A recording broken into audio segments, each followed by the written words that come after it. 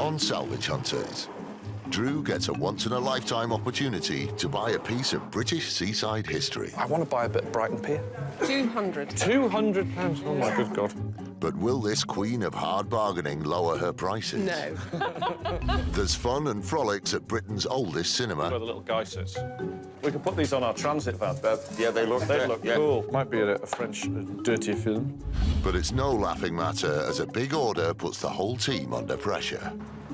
So just make sure, no problems. Important customer, so look after him. Whoa, There's a lot of pressure. gonna need a bigger boat. Drew Pritchard is one of Britain's leading decorative salvage dealers. Hello? You have got the best place in the whole world. He scours the country in search of weird and wonderful objects. Woo! That's a mantique. There's nowhere he won't go and nothing he won't consider. With his wife, Rebecca, Yeah, he was telling me he drove in a tank. Now, if that's not midlife crisis, what is? and a team of renovators, he transforms thousands of items from junk into gems, which then find new homes in houses, bars, restaurants, or even lighting up your street. Yeah. It's Monday morning in North Wales, and salvage hunter Drew Pritchard is about to make a French connection. Drew Pritchards. Hi. No, great, thank you, great. No, you don't sound French unless you're from the Birmingham area of France. A new client in France who's renovating posh properties in Saint-Tropez is adding to his order, making it one of the biggest in the company's history. All this stuff's available still. The transport, I think, would be the only issue. When do you need it all for? Ooh. Ooh. I'll jump on this now and see what I can do. Cheers, bye-bye.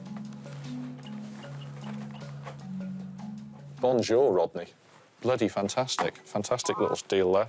That guy's taking all that stuff to Saint-Tropez. Excellent. The whole lot. Big pile of stuff he's just added to it, and he's putting a reserve on that of the big, massive stained glass window. And any others we've got. What a week.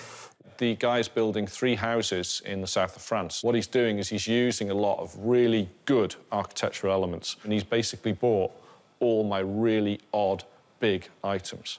He spent £20,000 with us straight off the ball. You know, that's just brilliant for us. It saves little businesses like us.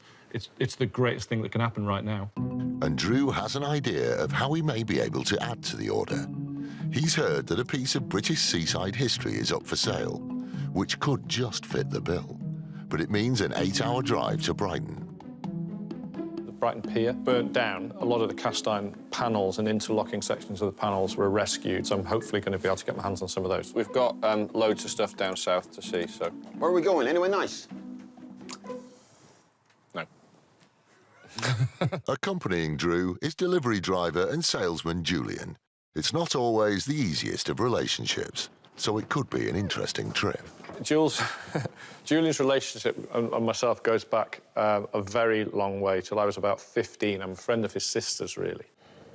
I thought you might want your water. Is that mine? Yeah. Well, it's certainly not mine, mate. It hasn't got hops in it. Hey, mate. OK. The guy we're buying for in France wants large quantities of stuff. Cast iron is one of the things he loves, so this would be great if we could buy a lot of stuff and then add to his order and fill it right up. Drew and Julian arrive in Brighton, and after 8 hours in a stuffy van together, the bickering is well underway. Stop. I'll do. Not spending money. Money is not for spending. Sorry? Money is not for spending. I'm going to be spending money, mate. Spending money on stuff. Just the money. Any idea where we're going? We're going to the pier, aren't we? Go to the pier. Okay. To the water. Is it the West Pier? Which one burnt? It's the one that burnt down, so is that the West Absolutely Pier? not. I don't know. Wasn't that the hotel of Quadrophenia? The Grand?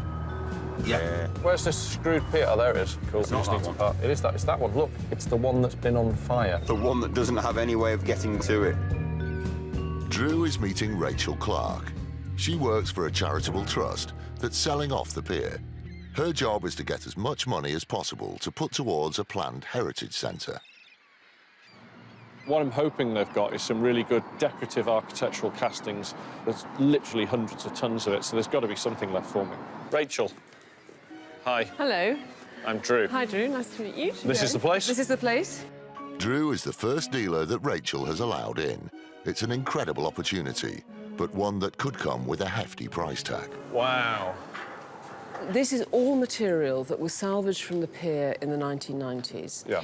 It was kept in here, and then we had fires in 2003. We lost our lottery funding. There's obviously not going to be a restoration. OK. What we hope will happen is that we'll raise funds to go towards our heritage centre. Nice idea, yeah. My God, look at that.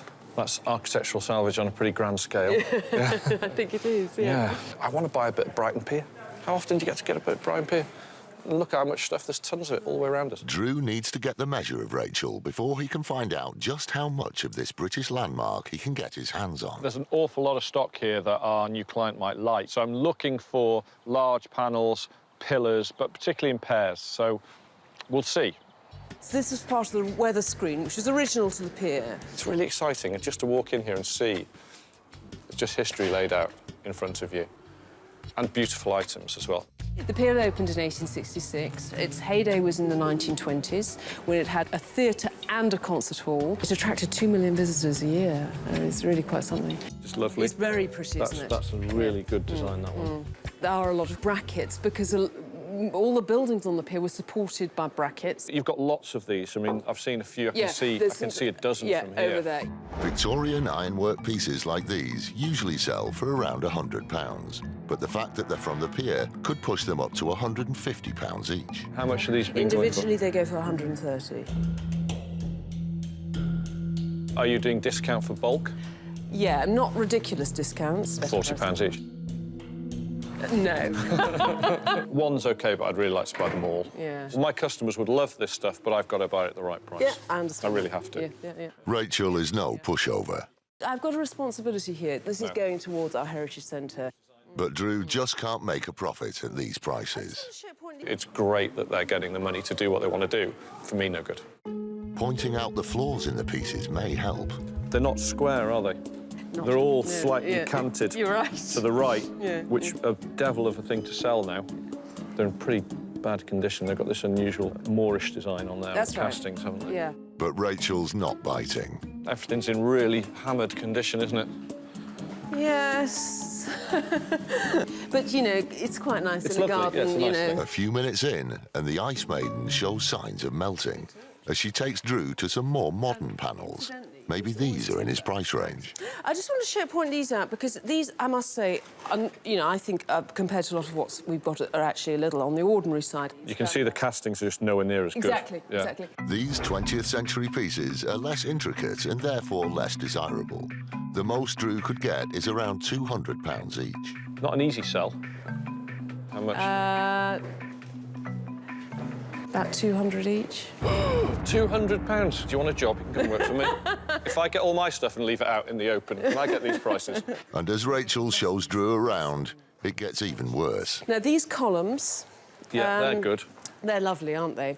Drew has a similar pair of cast iron pillars for sale at £300. I sold 4 of these for £1,000. It's good money.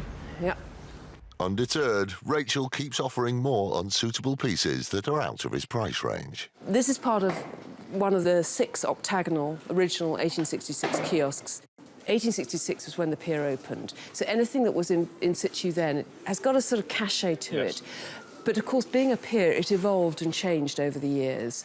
So quite a bit of the material you'll find isn't actually from 1866. It's from the 1890s or even into the early 20th century. I'm pretty good at what I do, and I don't think I could sell No, that. really? No, I'd Yeah, be yeah. really pushing it. It's torture for Drew. This stuff is Salvage Hunter gold and only comes up for sale once in a lifetime. Drew knows he has buyers for it. He returns to the panels in the hope that Rebecca may have mellowed. I do like these, though. I'd be throwing them in the back of the van now if they were just square. They should mount in effect like that. Yeah, exactly. They can just be used for decoration, but if they were square, they would be a very easy seller, Yeah, and yeah, I'd want to sure. buy them all.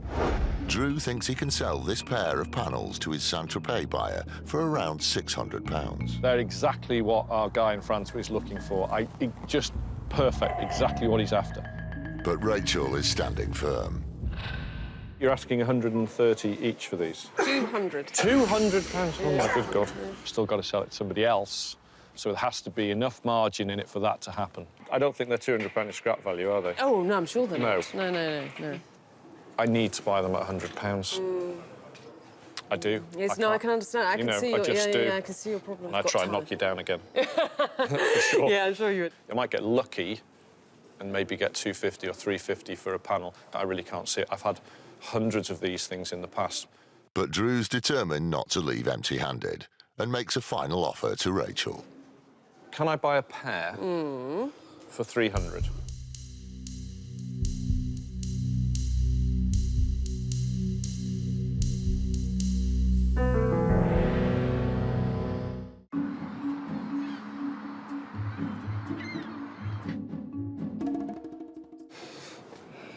Over to you, really. Well, unfortunately, for you, Yeah. I can sell these very, very easily. It's a little bit tricky with Drew because, you know, basically he's a dealer, he's selling things on. I mean, I'd love to sell to him, but on the other hand, we are a charity. Can I buy the best pair I can find for 300? OK. Yeah? Yeah. Deal? Yeah, OK. Thank you very much. Welcome. All right, let's dig some of these out and find the best ones. Ideally, I want one from one side and one from the other side, so when we put them together, they become... two become one. Not the biggest haul of his career, but Drew has managed to negotiate a deal for some historic pieces of salvage and hopefully found something else for his new client. He wanted the older ones, which I actually agree with him, are much more interesting. The detail is finer and they just have got sort of more history attached to them, really. Thank you, Rachel. That was a Great pleasure. It's been a pleasure. I'm Thank sorry you I for couldn't buy more, but if I sell those quick, I'll be back for the rest. Brilliant. Excellent. Really, You got really my good. contacts, Absolutely. yeah. A successful-ish day. I'd have loved to have filled the van, but I think our new French connection will be really happy with the things that we've found, and they're going to fit in exactly with his sort of building scheme for sure. Back in Wales, Drew's wife Rebecca is struggling to organise the shipment of 7 tons of salvage to the south of France. Or the logistics just might be a nightmare. Drew's in Brighton buying, thoroughly enjoying himself, and I've got to organise a very large shipment to Saint-Tropez. It's going to take the rest of the day and probably tomorrow morning. Although used to shipping big items, the scale of the order is testing Rebecca's organisational skills to the limit. How are we going to wrap these? Because otherwise their antlers will fall off, won't they? We'll have to pallet crate them. Yeah. Yes, because they're being forklift off the other end. Yeah. The biggest nightmare of a shipment of this size is packing. There's a lot of pressure between all of us. And if it fails, I'm probably the first in firing on this line. Oblivious to the team's challenges, Drew and Julian are keen to find another location to make the Brighton trip worthwhile. We have got, well, it's an old cinema. It's the oldest cinema. I think she said it's the oldest cinema in Britain. All right. Old theatres and cinemas often have unusual pieces. Their research has turned up a place less than a mile from the pier, which has some film reels and memorabilia for sale. We're heading to see a guy called John, who is the manager of a really old cinema called the Duke of York in Brighton. The Duke of York Cinema was opened in September 1910, so it's just over 100 years old. It's a single-screen historic cinema. It's the country's oldest operating cinema. The cinema's still going strong, so I think hopefully we'll be here for another 100 years. There's a room in there that they've not cleared out, and it's full of stuff. I haven't had a lot of cinema stuff. I've had God knows how many cinema seats and things like that. You know, there's stuff I'm comfortable with, and then there's other stuff that I'll get where I'm like, well, I haven't handled it before, but I'll give it a go. The only way I'm going to learn about it is if I buy something. John? Yes. Hi there. Drew. I've come about the film reels, memorabilia. You've got stuff away? Welcome. Okay, shall we? Love to. Have a look. Okay, yeah, come along. Yeah, that's where we make up the films, and this is the projection room where we show the films. Cool. I've never been in one of these places before.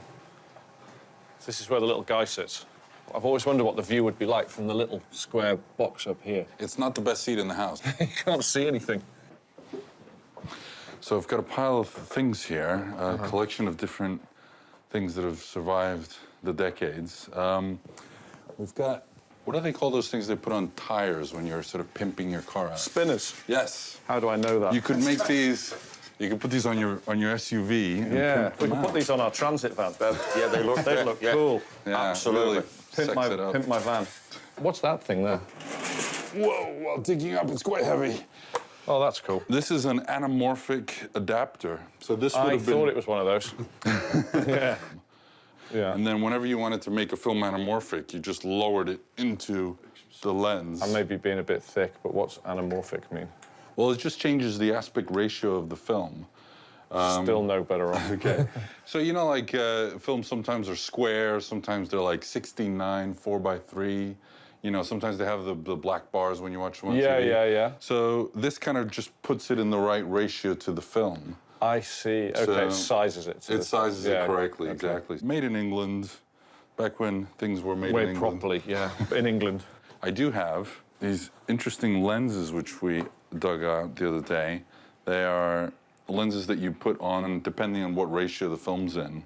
They're beautifully made. I don't know if I've gotten out for any of this stuff, to be honest, but it's a really difficult stuff to move. You can see that's quite... Pardon mon affaire. It's a trailer. French film. Curzon Film Distributors. That's probably about 30 years old. Okay. You can see little bits in the bottom of it, can't you, of the... It might be a French dirty film. It's a blue movie. It's possible. Okay, we'll take that. We do have 5 of those, please. Yeah. Another cardboard cutouts. Do you have those? Yeah, we've got a few of those, actually. Great, I'd love to see Okay, those. yeah. Just smells of old cinema, doesn't it? That's because it is. People don't really know what I want because I buy very unusual and odd things. So I always ask, is there anywhere else I can look? We had these made for our anniversary. They kind of lived around the cinema for a while. I know somebody would want that. So what are you doing with these? Are these to go? Yeah, we could move those. We don't really have any use for them anymore, so... Movie star cutouts like these are not rare, but can still sell for around £30 each. If you want to take the whole lot, Yeah. you do them for £30, all 3 of them. Fine, yeah, we'll take those. Yeah? Yeah, for sure. I want him in the office. That's fab, isn't it? What a cool thing. Then all of a sudden, pop, you see this thing, and I just think, I've got to have that. It's great looking. So this will have been probably one of the first speakers installed during the sound era. You can see there, made in England. We believe that was probably one of the earliest speakers that was installed for the early talkies, as they used to call them. The fact that this is from Britain's oldest continuously used cinema will add value. Drew is confident he could sell this piece for around £220. But can he get it at the right price? Or is this something you can let go now? Yeah, I mean, it's just sitting up there, Yeah. gathering dust. So should I say what I have in mind? And Yeah, tell sure, me go if I'm ahead. way You off? never know. If I fall over, you'll soon find out. Okay. Well, I'd say for something like this, £150. It's really grimy. Really make it. You can, you know, Yeah. polish it. I don't want to go too mad with it. Yeah. And my initial reaction was like, well, I really want that, but Yeah. it's a bit too much. Yeah. I'd be happy to pay 100 for it.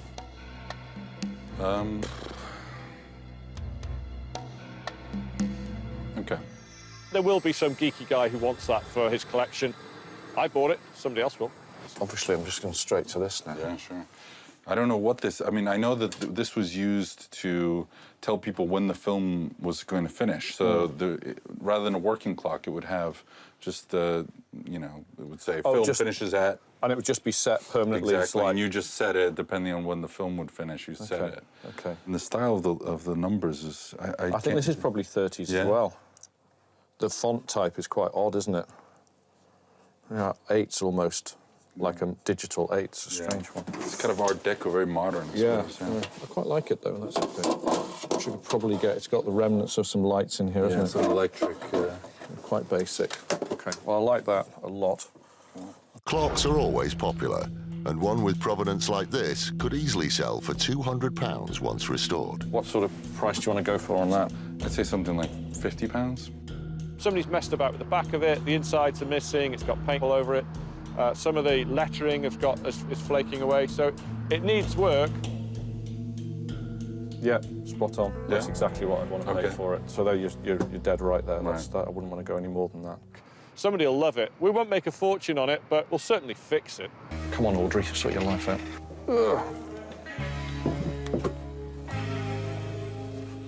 We'll make sure this goes to somebody who really appreciates it. It's not really about making money with something like this. I think the speaker, if it works, we'll set it up and I can shout at the lads from the privacy of my office instead of bringing them in to get shouted at. I love the place and thanks for letting us in. Thanks for coming by. Thanks for your purchases. All right, cheers, John. See you. Bye-bye. So we sold a few things, and I think we got a good price for them. I mean, you know, they're going to be sitting in our cupboard anyway, so I'm happy for them to find a new home and make some money.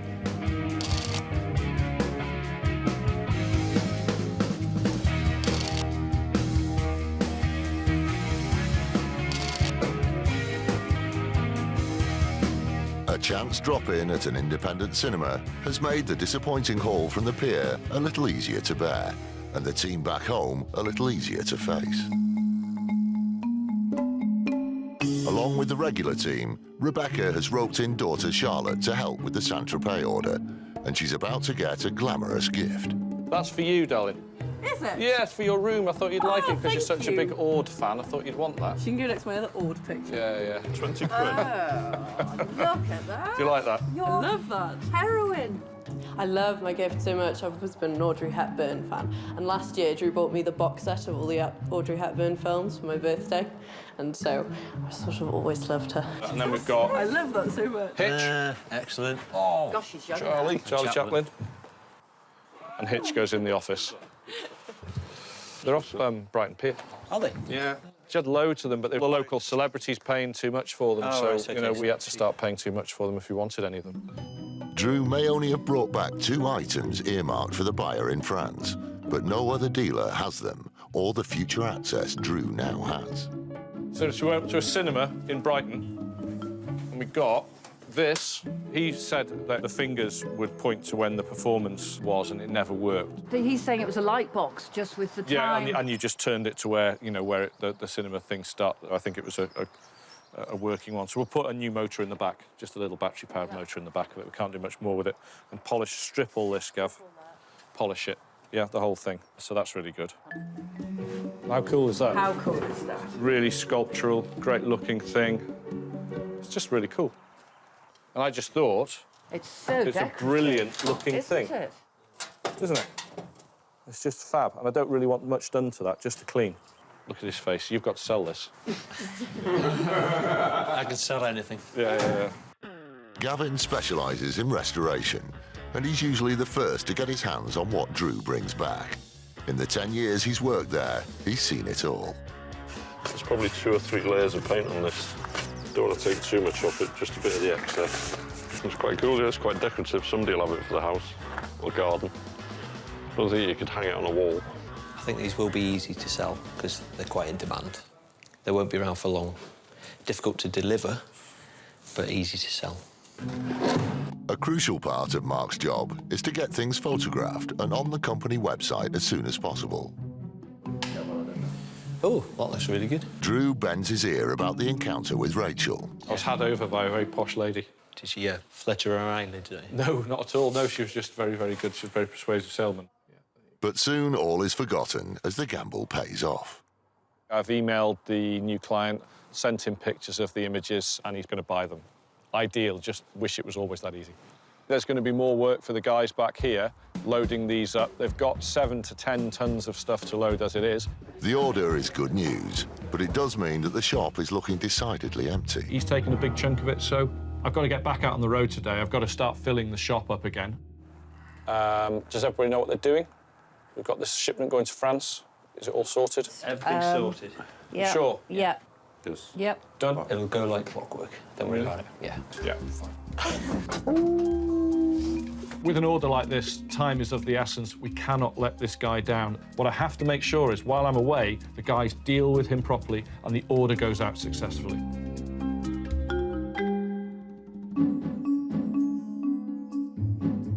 Everything's breakable and irreplaceable, so make sure all of it is packed to the 8th degree. I want everything just completely covered. There's some big, heavy bits of stone going on, isn't there, Gav? So you'll be in charge of that and the forklift and making sure that all goes on safely. So just make sure, no problems. Important customer, so look after him. We will. Yeah? OK, great. So anything you need, give me a call. Drive carefully. All right, great. Come on then, Jules, let's get going. Cheers. See you again.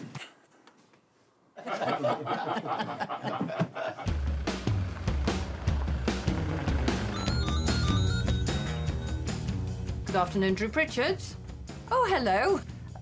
Are you phoning from France? Have we still got the big round stone ball? Yeah, we've got that. The current situation with the order is it's growing. The freight company that's delivering the goods to Saint-Tropez, they're supposed to be here tomorrow. I hope they don't get here till midday. Drew and Julian are on their way to a disused former airfield in Fife. Drew is hoping to find big industrial fittings that he knows are popular with his interior design clients. It's an old airfield. He's got a load of benches and lights, All right. the same as some we've got in stock, and says, can you come down? I've got a large quantity of them in an old airfield. And Jesus Christ, look at the size of this place. Just 5-minute job. Oh my God, that's fantastic. Once again, it's a great salvage opportunity. If only Drew and Julian could remember the name of the man they're supposed to be meeting. Bob. Bob. God, it's huge. Hi, I'm Drew. I'm Bob. Cheers. Hey, look, Julian. You all right? You've got some stuff to show us. To be honest, I don't know where you're going to start. The place is massive. It's incredible. So, once they've found Bob, the search begins. For all the planes. It's in. Wow, it's great. It's completely untouched, isn't it? Yep. They've done nothing to the place. With a site this size, we need to quickly identify what's here. So, quick whiz round, see quickly what we can find, and then try and do a deal. This is where I feel completely comfortable. I've been wandering around buildings like this since I was a child. Everything's of massive scale. There's loads of stuff lying around. For me, it's got everything I could spend all week here. Oh, Jesus, look at all this stuff. Ugh. Does that go on the list? Yep. I like it, and I'd like to buy it, but in some ways, I'm thinking, well, for like the £10 I'm going to give them, and for the 30 quid I might be able to sell it for, maybe, is it best left where it is? And maybe you should just leave some things, and as soon as that's gone, nobody knows that was the mess hall. You've got a lot of these green enamelled shades everywhere.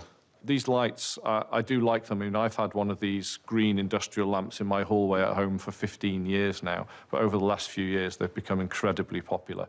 Industrial lights like these are in vogue with restaurant and bar designers, and Drew can easily sell them for £225 each. Who do we talk to about buying them? The owner, Willie Robertson. OK, so what do we do? Just give him a ring?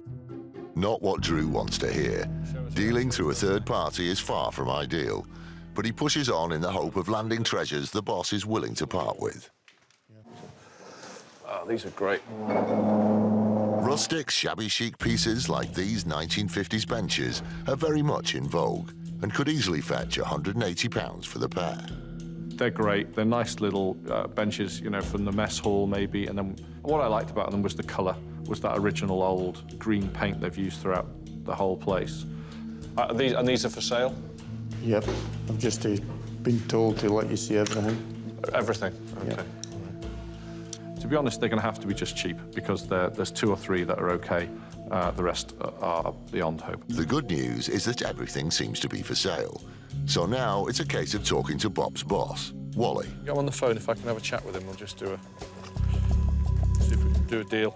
The face-to-face meetings are much, much better. You can talk to people and gain some trust, and they'll trust you, you trust them, see how you get on. So, no, I just don't like doing it this way, but, again, you just got to do it. Roll with it, see what happens.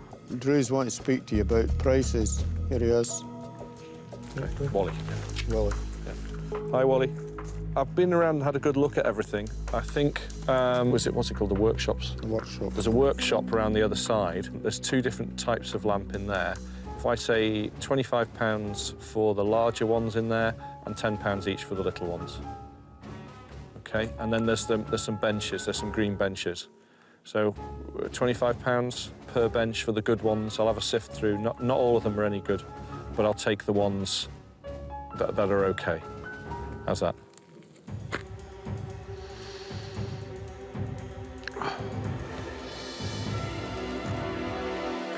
Yep, lovely, great, lovely, thanks, cheers, bye-bye. Yep, done deal, happy. Thank you. Yeah, so you said you ought to give us a hand. Right, Okay. no problem. All right, cheers. Strangely, talking to the guy on the phone, it was really easy. Didn't have to worry about it, didn't need to get stressed about it. It was fine. He was just like, yeah, prices, yeah, that's okay, fine. And we did the deal.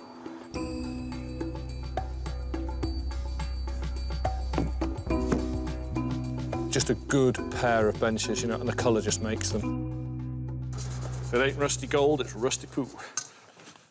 There you go.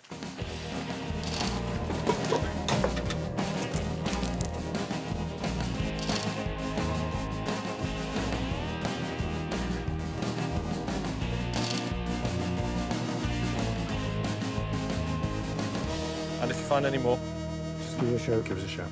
No problem. Cheers. Thanks. Thanks, Bob. Yeah. Bye-bye. It's huge, isn't it? You could land planes here.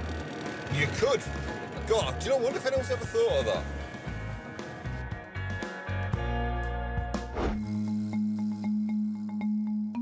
Back at the shop in North Wales, the team is frantically putting the last pieces of the France shipment together before the lorry arrives to take all the architectural gems to their new home in Saint-Tropez. He's a new customer to us, so we need to get it right.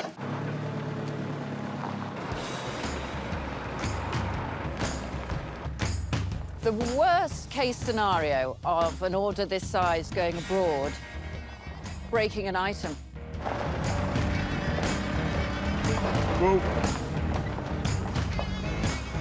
Benches, stone corbels, doors, doorways, bronze stags, deers, does, geese, everything.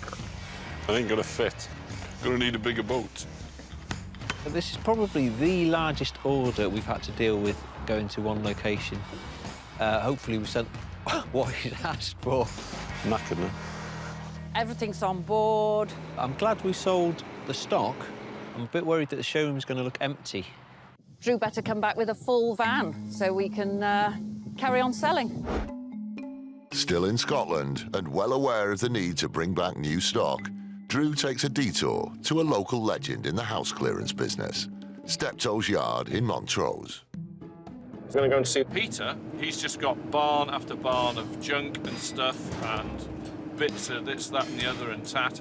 We opened this place 6 years ago. What we normally sell is, well, everything including the kitchen sink.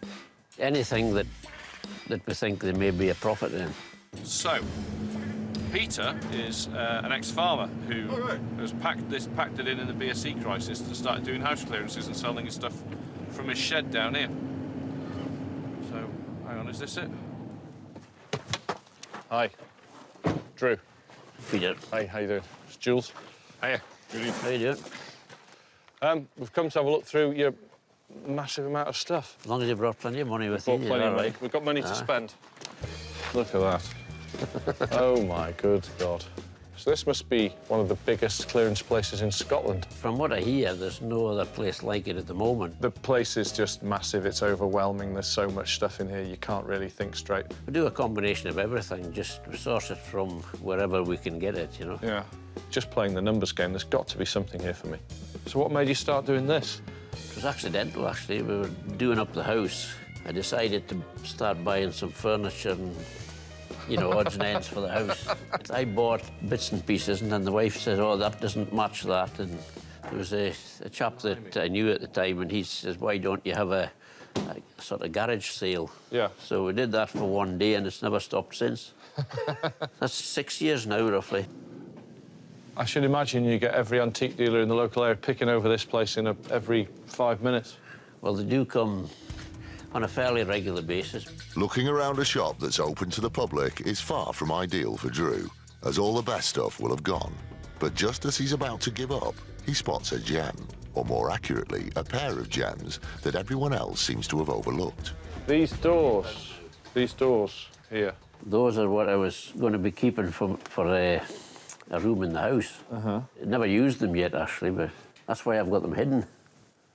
Didn't hide them very well. I saw them straight away. Ah, well, I saw a bit of that. Early 19th century, oak, gun-stocked, astral glazed double doors. Really, really nice thing. Antique doors command a premium. This extremely rare Regency pair could fetch around £1,000. So these are for sale. Must be if they're in the shop. Well, if you offer me Where do you want to be? What sort the of right price for them, What do you want for them? well, you're looking at a minimum of 500, I would think. Well, I think they'd be pretty reasonable at 500.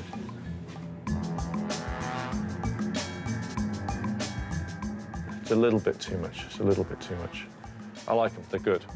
If you're going to be paying for them, you see, it's you that's saying they're too much, not me.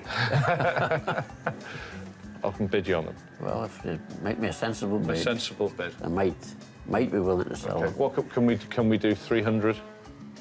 No, you'd be a bit low at that. So where do you want to be then? Because I'd like to buy those. you want to buy that's the period item I'm looking for. Well, if you're going to be buying a few things, I'll give them about the 350. 350. All right? That's great. But provided Yes. you're going to be buying a few other things. I'll be buying a few more things, I'm sure. Very good. That's great. Despite finding those amazing doors, Drew is convinced Peter is holding out on him and employs Salvage Hunter rule number 1. Always ask to go to the places that are not open to the public. Do you want to show us where the good stuff is? I've got cash money to spend. I'd rather see the good stuff. Well, I don't know what you would class as good stuff. Everybody's idea of good stuff You'll is have different. somewhere locked up, won't you? There are some other stuff, some other... Yeah, that's where I want to go. Come places. on, lead on. And sure enough, it's just seconds before the hunter spots his prey. Nice pair of period bowls. Yeah. Really nice and original. Bowling was hugely popular in the late 19th and early 20th century. This pair are almost certainly over 100 years old and made from lignum vitae, a very dense, hard wood, and could easily roll out a price of £145. What would you want for these? Open to sensible offers. Oh, you give us a clue on this one. Come on, you know what everything cost you. Oh, I'll do them for 25 for you if you want. 25 is fine. That's a keen price for That's you. a keen price. That's fine. I'll take those. I'm not arguing with you on that one. I don't want you going away complaining that things are too expensive for you. No, they're see. nice, pretty. All right, so let's have a look at this door. Jules just emptied it. What state's it in? The door itself is in pretty good condition, but it's the glass. The glass is damaged. I'm not bothered about the centre No. section, but that is a real bugger, isn't it? Yeah. This is another good example of the gun stock door. This is wider here, then it becomes narrower towards the top there. And then you've got the maximum amount of glazing space. Nice, elegant proportions to the door, but it's also an extremely strong door. That door is as good today as it was then, as when it was new. This internal door needs a lot of work, but if restored, could bring around £250. So it's just down to price. What can you ever go at it for? How about 70 quid? Well,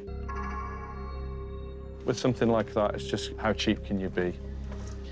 I was going to say, to be honest, I was thinking 50 quid and that's it. Well, I can probably do a deal.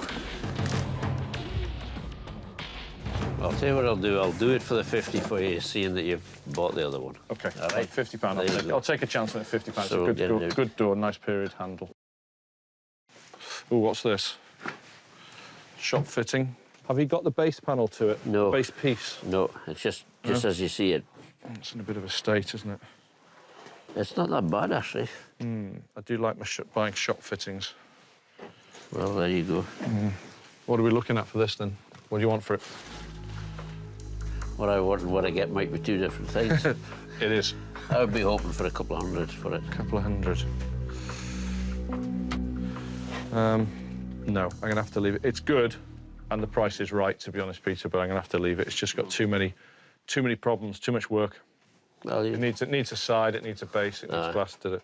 So by the time I've done that, there's no money left in it. Shame. Yeah, they're good. Butler sinks originated in London and, unlike their counterparts made in Belfast, have no overflow holes, as it was believed this would encourage people to waste the limited fresh water. Clearly not a problem in Ireland. These rare examples could easily fetch around £250 each. Before I go get too excited about them, how much are they? You want one set or two? Say for the pair and all of the stands. How much over 100 will you give me?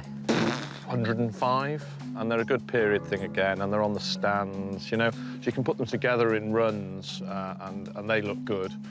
You'd be looking probably about the 130 mark. They're more or less all matching, and the price is right. They are cheap. Yeah, that'll be okay. Drew's really looking for big-scale items to take back home, and Peter may have just the ticket. We've got in here, from what I can see, a very big Shop counter. shop counter. Condition's not great. It's just the way I got it. Yeah. How much are we looking at for this thing? 500. 500. Things to do already. I've got.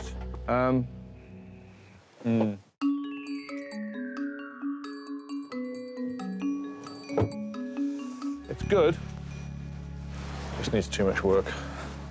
I need a bargain.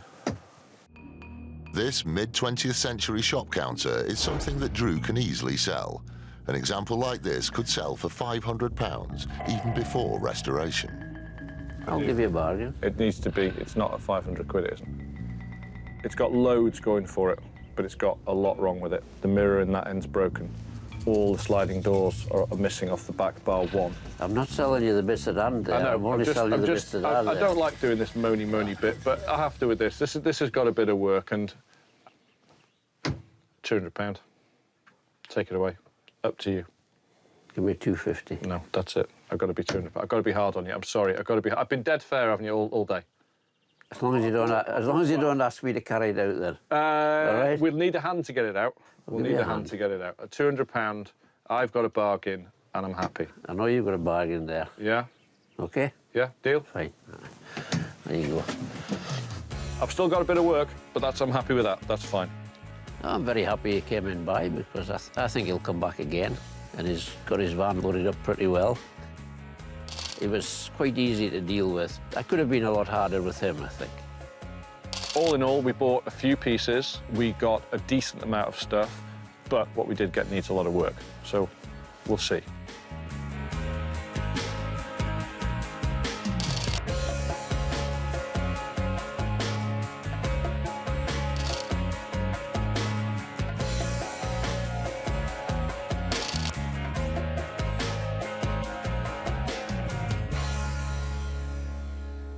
At the end of a long day, I'm completely knackered, to be honest. Well, but we did well. That's what happens when you spend money, you see. That's good. No, I did well. I'm happy with what I had. That's good. I'm happy with what I had.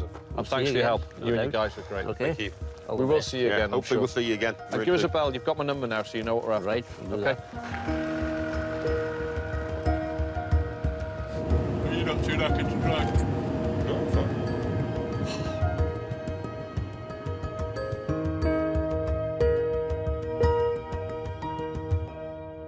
Drew and Julian arrived back at the shop the next morning, exhausted but happy to have brought back a van full of stuff to replace the Saint-Tropez order. Success? Yeah, we got stuff. And Full. Hallelujah. Hooray! Yeah, come on, Gavin, lift it. come on, Gavin. Come on. Shape up. You're still with the trolley. Going down. Feet. Oh, hello. Very nice. Do you like to handle them? Feel the weight. Feel that. They're lignum vitae. Yeah. 1937. Look, do you like my balls, Ollie? Not been used much. They're lovely. Would you like to touch them? Not particularly, no. I wouldn't if I were you. No. They're lovely and smooth. The Air Force. These were literally right. They were in the mess hall, and the mess hall was being used as a pigsty.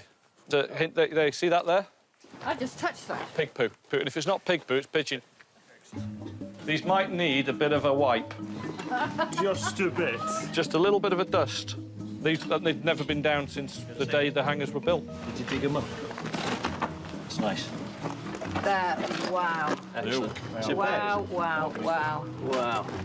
Look at the Pear, beautiful all glass. original glass. Lovely. Undamaged. Drew, they're stunning. Really lovely. That was a long, long trip, but thank goodness he came back with stock, because otherwise he would have come back, you know, quite deflated. But you can see the sparkle in his eyes. He knew he'd got very nice, as he calls, treasures. Now I've got it, shift it. I need to sell this stuff. I've spent thousands this week, and I need to turn that money over now.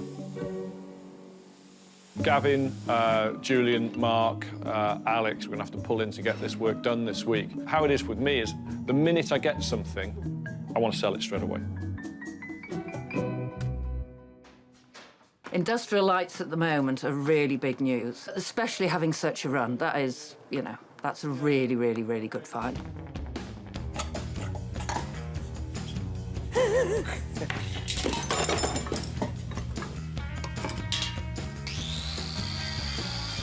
I'm just burnishing these. It takes it from something that looks like that to that. Let me put some lacquer over it, stop it re-rusting. Look a lot better than they did. Yes, they've got little airgun pellet shots, so someone's come into the hangar and used them as target practice. Which is great. There's obviously not a lot to do in Scotland. While the items from Scotland are restored and photographed, Drew gets the word out about his exciting new purchases, and it's not long before his customers begin to bite. Hello. It's going as a display cabinet for designer menswear.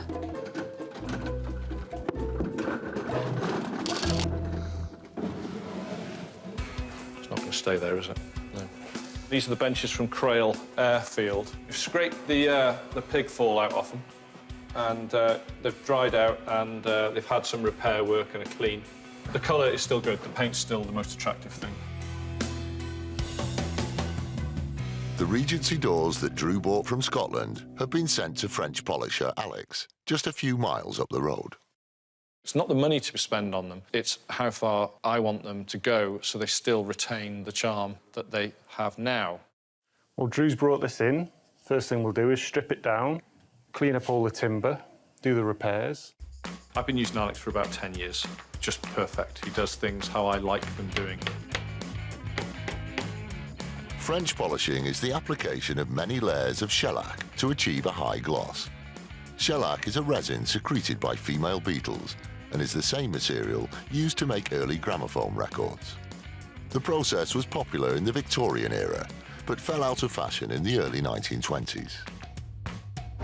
Well, these look fantastic, don't they? That's not the colour they would have been in the day. They'd have been much, much darker and heavily polished. I think the Regency, would you go along with that? Yeah. So about 1820? Yeah. Yeah. I want them to look sort of really good condition, but used. Just the style. And the proportions. Yeah, the gun stocking on the door, this, the bead, everything. Mm-hmm. It's all right, isn't it? Yeah. That's what I think, anyway. Just literally want them on the website now. Within hours of going online, the doors are snapped up by one of his regular customers. They're going to some friends of mine down in London, Retruvius, Adam and Maria. They will really use them to their best effect. Maria is a brilliant interior designer. Really, really interesting what she does. Very unusual, incredibly stylish. What we'll probably do is not have them hinged, but actually have them as sliding doors, dividing what's going to be a kind of new, very relaxed dining space. So on my side of the business, I look at different buildings from different eras. So we've got an old priory building going right through. We're probably dealing with every kind of era. The journeys that everyone goes on to find unusual bits and bobs, to find materials.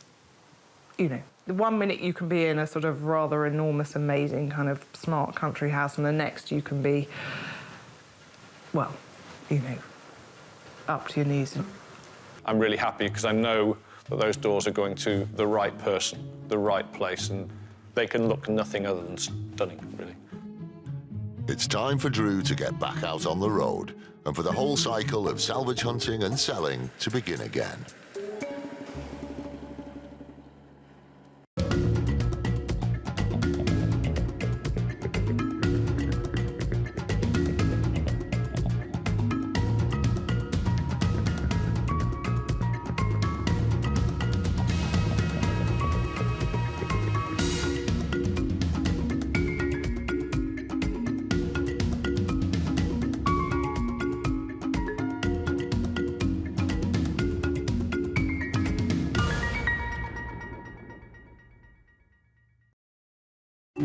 On Salvage Hunters, Drew fails to make an impression with another dealer. Do you remember me? No, no. You sure? He oversteps the mark with the owner of a country house. I love it. It's very much my sort of thing. I'm afraid we're going to be unlucky today, Drew. I'm not selling this one. Will his obsession with cars finally land him in hot water? Nice Land Rover, Rebecca kill you. Nice Land Rover, Rebecca kill you. And Drew's quest for the best hits a brick wall. 200 apiece, so per... Drew Pritchard is one of Britain's leading decorative salvage dealers. Oh, it gets even better. Wow. Nice original frame, no rot. He scours the country in search of weird and wonderful objects. Boom!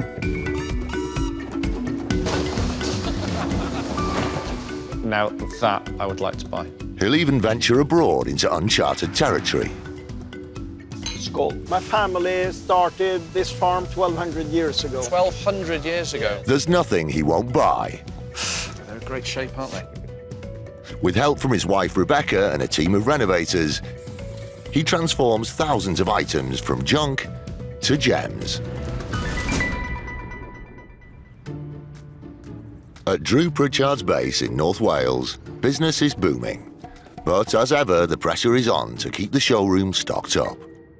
To keep up with demand, I have to buy wherever and from whoever I can. It's always challenging to go and buy from other antique dealers. They know the business, they have their margins, and I have to buy something with a profit in it for me. The challenge this week is going to be finding something that I can afford to buy from them. Today, Drew is taking old friend and sidekick T along for the ride. They're off on a 4-hour drive east across the country to New Bolingbroke, Lincolnshire, to see if one of Drew's longtime contacts is willing to sell any of his precious wares. Okay, so where are you taking me? Skip right in today. Today we're going to go and see a guy called Jack Rundle. I had a pitch next door to this guy for 5 or 6 years at Newark Fair. All right. Yeah. Yeah, my name's Jack Rundle, Junction Antiques at New Bolingbroke, Boston. Yeah, I think Drew, he'd be interested in nearly everything I've got. It's price mostly, I think, would be the problem. Antiques and bygones. Very nice. He's got plenty of stock. Lots of it. Oh, loads of things.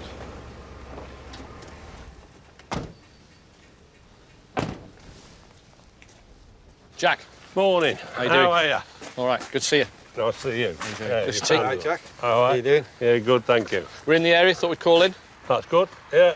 Do you remember me? No, no. You sure? Yeah. You should do. Yeah. Newark? No, I don't 6.5 years, stood next to you.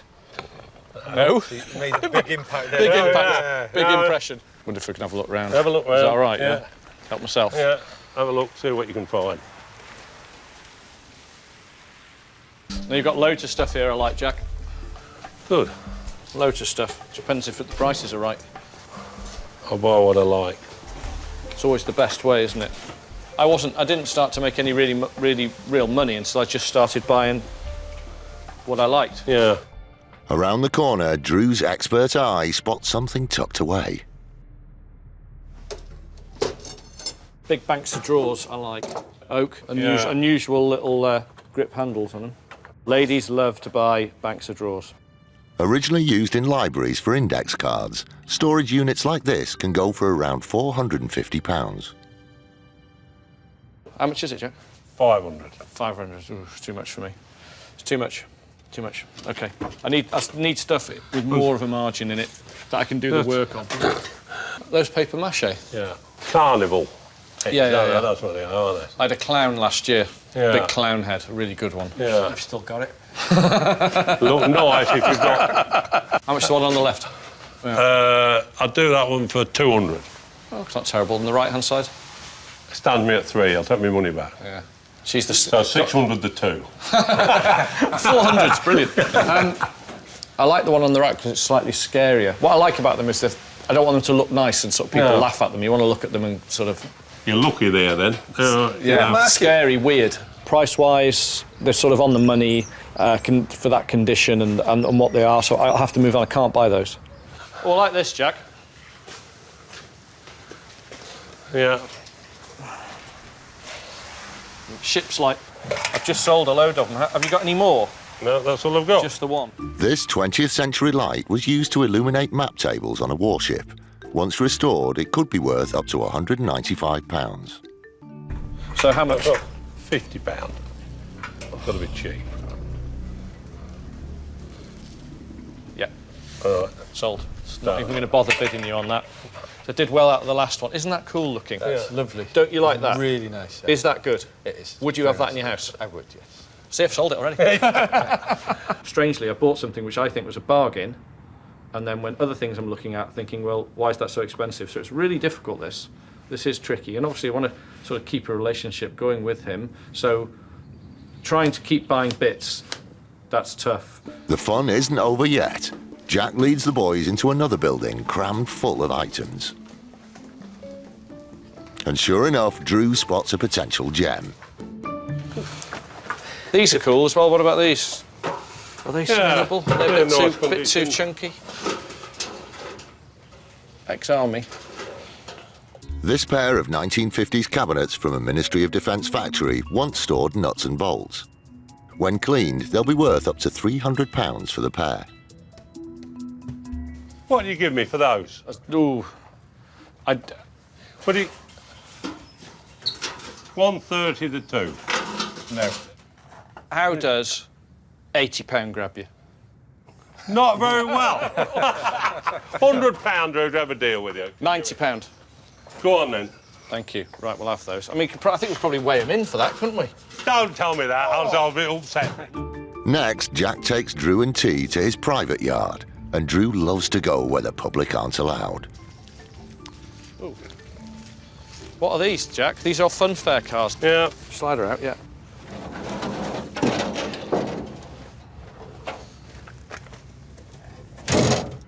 It's in better condition than the van. It is a bit strange just having the one side. Are they saleable just having the one side? These dummy cars were fixed to fairground rides. Those that can be restored could sell for up to £150 each. How much, Jack, for the lot? All of them? Do I need to sit down? No, I shouldn't think so. £200. Got to be cheap. That is. I'm going to bid you on a little bit. 175, and I'll take them all today. Done. Go on, then. Yeah. Lovely. All right. You could just drive them down to the van. The condition is absolutely appalling. It's terrible, but they're still nice, you know? There's still something about them. Another deal done, and Jack brings the boys into the front of the main shop. Yes. Loads of stuff. I like that, Jack. What's that? The floor standing lamp here. It's interesting. Base is a bit dull, but the rest of it's all right. What do you know about this one? It's a nice lamp. And it's for sale? Yeah. I had my ear on. In the 1920s, floor lamps like this were used in factories and by mechanics in garages. In working order, this one could retail for around £400. How much is it, Jack? That's what you won't like about it. Oh, here we go. 200. Jack. Got to be 200. Jack. Yeah, but it cost me 160 plus. Oh. Did it really? Yeah, it did. Does it have to be that much money? £180. Split it with me, 190. Have a deal. Deal. Sold. Thank you. All right. That's good. That's what we're looking for. It's a nice thing. See what I mean? Yes. Brilliant. Very happy.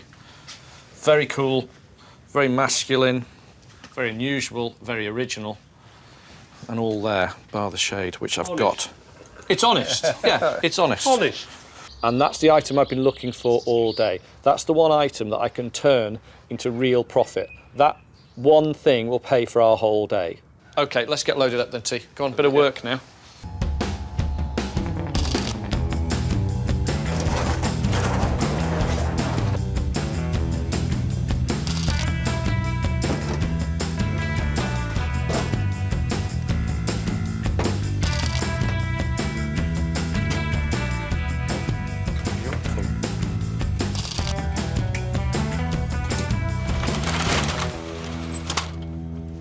Thanks for letting us have a look around. We'll see you. Sorry about the rain.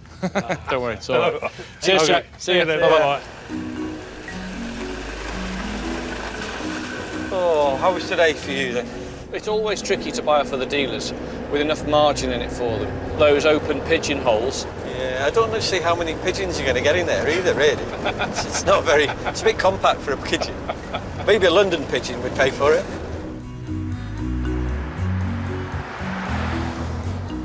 Back at the warehouse, Team Pritchard wait to see what Drew and T have in store for them this time.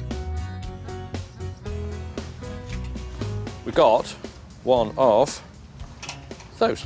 How rare is that? It's a ship's light, same as the last ones, and it just sold like that, didn't they? Shouldn't take too long to get this all clean, should it? Polishing machine. Just buff it. Is Gav the polishing machine? Yes, Right. attached to another polishing machine. Okay. Well done. This is better. Even I like this. Even T likes this. I really like this. Weird engineering lamp thing that's got profit left in it, and lots of it. I want it to look original. So hardly any cleaning. I don't want to see any machine polishing or anything on that at all. What else we got from Jack are these. A pair of ex-army pigeonholes, open pigeonholes. Just a bit of stripper on these, take that down, give it a good clean, that's it. So you're not going to burnish it? That's Oh, too no. complicated. Oh, No. Spoil. No, you can't put that. Looks nice as it is. That'll take days to burnish not one. worth It's it. not worth it. It really isn't worth it. The last thing we got is slightly left of centre. It's almost coming back to being right of centre. It's going all the way around. Ta-da! 1920s, 30s, roundabout off a fairground, cars. They got MOTs. Yeah, all MOT, taxed, roadworthy condition. Left or right-hand drive. I love them. Really? Absolutely love them. For that sort of money, I had to buy them. Direct from the van into the workshop, Ollie the electrician works his magic on the ship's lamp. We'll strip the white paint off the inside and sort of end up looking more like the outside. While restorer Gavin starts on the fairground cars.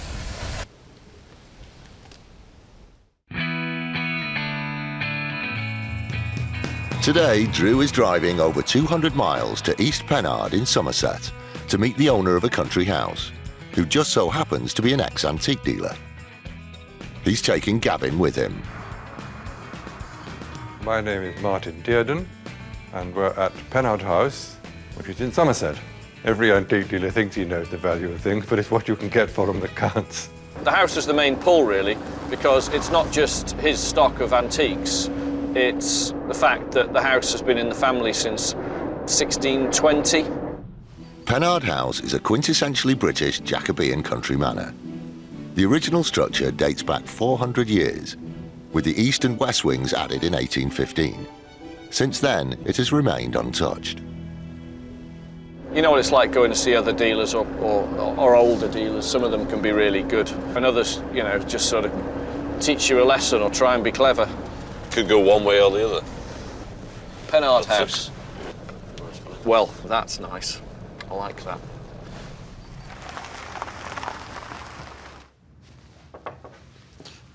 Martin. Ah, good morning, Drew. Hi. Thank you for coming down. Pleasure. We have a big coach house and stables down at the bottom, and there's a lot of other junk in there too, and it's all been cleared out. It's in a shed in the yard, and you're welcome to have a look at that. Great. You know, always want to. You know me, I love all sorts of. Anything from an old country house is my sort of thing. Well, we got some nice things in the house. I must say, I'm afraid you're not allowed to buy them today, but you're very welcome to have a look around if you'd like to. Love to. Yeah, Yeah, if I okay, could. well, make yourself at home. Sure. Lead on. Where All right. to? Martin takes Drew and Gavin into his private sitting room. Oh, I can see something already that I really like. Just that chair's lovely. Very much my sort of thing. Go up and down. All the way to there. Go right back if you're after lunch snooze. This 1830s reclining chair is made by renowned furniture maker Robert Dawes. Being rare, it could fetch up to £1,500. Although Drew knows it's not for sale, he just can't help pushing his luck. I love it. It's very much my sort of thing. This is the type of thing that I try and buy whenever possible, in this condition as well. I like sort of country house. Country house condition. I'm afraid you're going to be unlucky today, Drew. I'm not selling this one. I'm very fond of this chair myself. Yeah. Nice, huh? It's a man's chair, that one. That's a man chair. There's loads of items in the house that I would happily say, do you want to sell it? Yes, we'll buy it. Boom, it's in the van. But I can't. We know that's off limits. Time then to find some things that aren't off limits. Out into the courtyard, and there's a surprise in store. Did you see what I got in here? Yes. A little litter of puppies. Hello. 4 little black ones and 4 little yellow ladies. I like this one.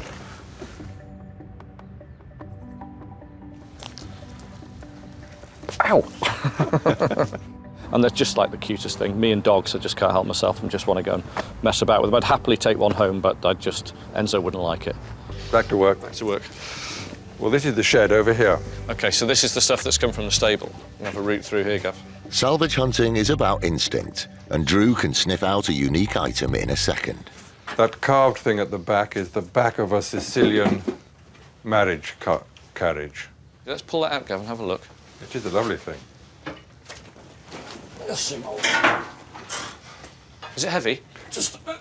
You all right there? I'm fine, yeah. Can you just hold it up for me for a second? I'm joking. No, put it down.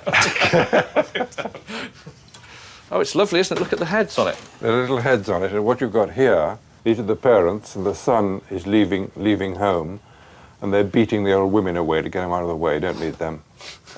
The wedding carriage that the young people went away on, they would have one of these carved and fitted specially on the back. I wouldn't try and own one if I were you. They're hard to get rid of. I was looking at it thinking, it's lovely, but there's no way I'd be able to sell that. No.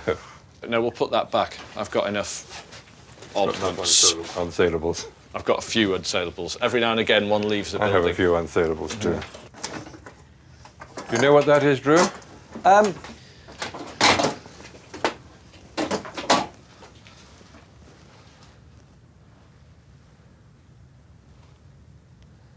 No. Is it something to do with riding? No. You turn it upside down, and that way up, and there used to be a little charcoal brazier to hang in here, and it was a French bed warmer. You pushed it down in the bed with the charcoal brazier burning, and it warmed the bed. Really? I've never seen one they're of those. They're very rare. Completely useless, but very rare. It's nice, isn't it? Interesting. Interesting. There you go. I've learned something today. There you go. You learn something new every day in this job. You just constantly learn. It's being around people with lots more experience than you can never be a bad thing. Having had enough of beautiful items that will be tough to sell, they move on to the stable workshop. Well, here you are. There's a whole load of stuff in here, look. Yeah. I like these. Well, should sit on top of that bottom bit there. And they've got all these iron corners. You can lift it on if you want, Gavin. I can just have a look at the pair together.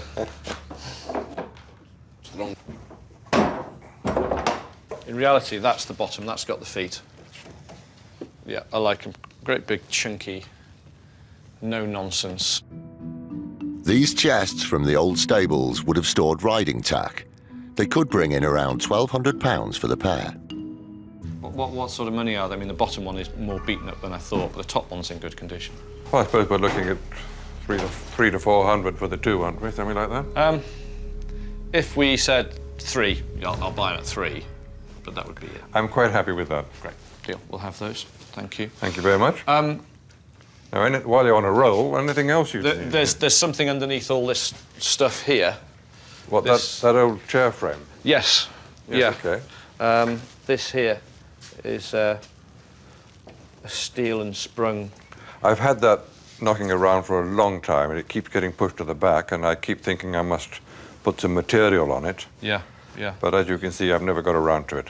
I like it. I like that a lot. Oh, we want to pull this out. Do you want to dig it out? Yeah, I've had a couple of these. I do like the shape. God, that's heavy. You okay with that? Yeah. I told you it was well buried. Yeah, that has been there a while, hasn't it? They're so simple. It was done in a good material, leather or something. It looked very smart. I had one a couple of years ago, and it had a nice padded and pleated leather. Just a really simple, elegant frame. Metal rocking chairs like this were originally made in the 1850s with wooden slats and buttoned leather upholstery. Fully restored, it could be worth up to £1,000. Money-wise, where do you want to be on that one? That's a difficult one, isn't it? I mean, it is tricky, isn't it? 'Cause there's a big price discrepancy between a good one and one of these, and an unfinished one and an unrestored one, or one that's been painted. So, are we looking towards the 250 to 3 on that one? It's not out the way. I think if we went for, if we could do sort of 225, 250. Go on, stretch it. Good chair. Potentially a good chair. 250. Deal. Yeah, we'll have it. It's a great shape, and it's in that condition again where it's so honest. I can't really not buy it. With an older dealer, they'll either try and be a little, you know, push you around a little maybe and try and bully you into something, or they're like Martin is. They're really helpful, accommodating. They enjoy the fact that you're enjoying the job. Have we seen everywhere now? I think you've been. I think I've got nothing much else to show you. I think you've seen everything now. Okay. Okay. Well, what's under the cover? Ah, well, that's my old MGC. Oh, C. I'm afraid that's not for sale either. Oh. But it looks like you hardly use it though. Well, we use it when the sun shines. So not often. We hadn't been often this summer, no. Can we have a look at it? Can we have a look? Yeah, sure. Drew's passion for cars means he can't resist a look. Oh, it's great. See the C. Everybody knows these are MGBs. This is a C, and it has this power bulge in the bonnet, and this as well, which you'll see in it. The engine's much bigger. I remember my father having one in the yard, and I used to go and sit in it and pretend I was driving. We can't buy it. No, can't buy it, I'm afraid. I suppose we'll load up, Gav. Bring the van around. Can we get the van to the gate here? You can bring the van into the yard. Great. OK, let's do that now.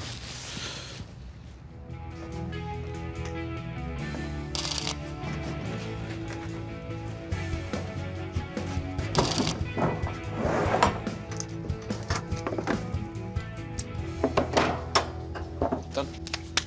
Okay, gentlemen. Lovely. Thank you very much. Thank you. Nice to meet you. Nice to meet you. Hope you do very well with it. Will do.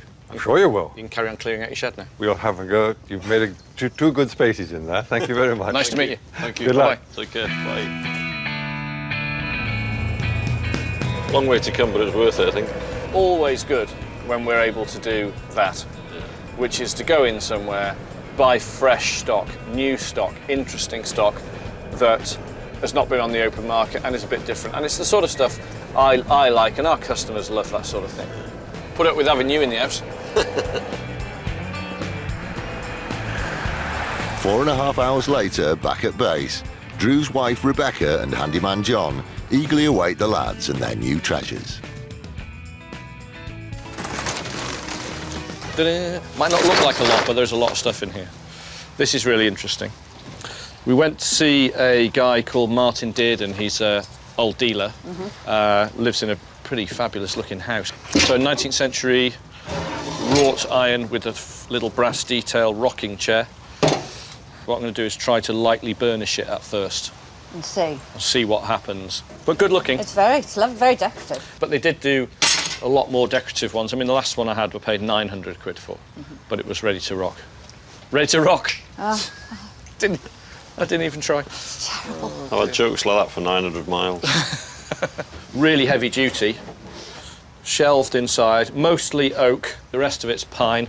Totally original, made for the house. And I thought they'd make a great pair of sort of low cabinets. They would. No, I like those a lot. Yeah. Yeah, bedside cabinets as well. Yeah, Look just fab, handsome. Wouldn't they? Just yeah. handsome. And we bought some cider and some mead while we were down there. Yes, please.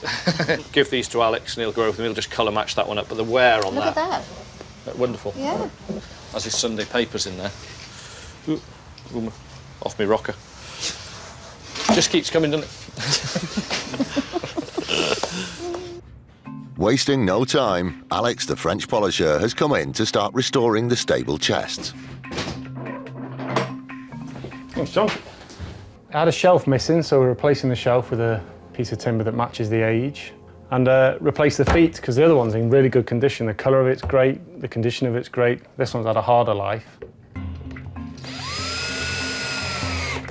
The important thing is that we use old timber and old screws for the repairs.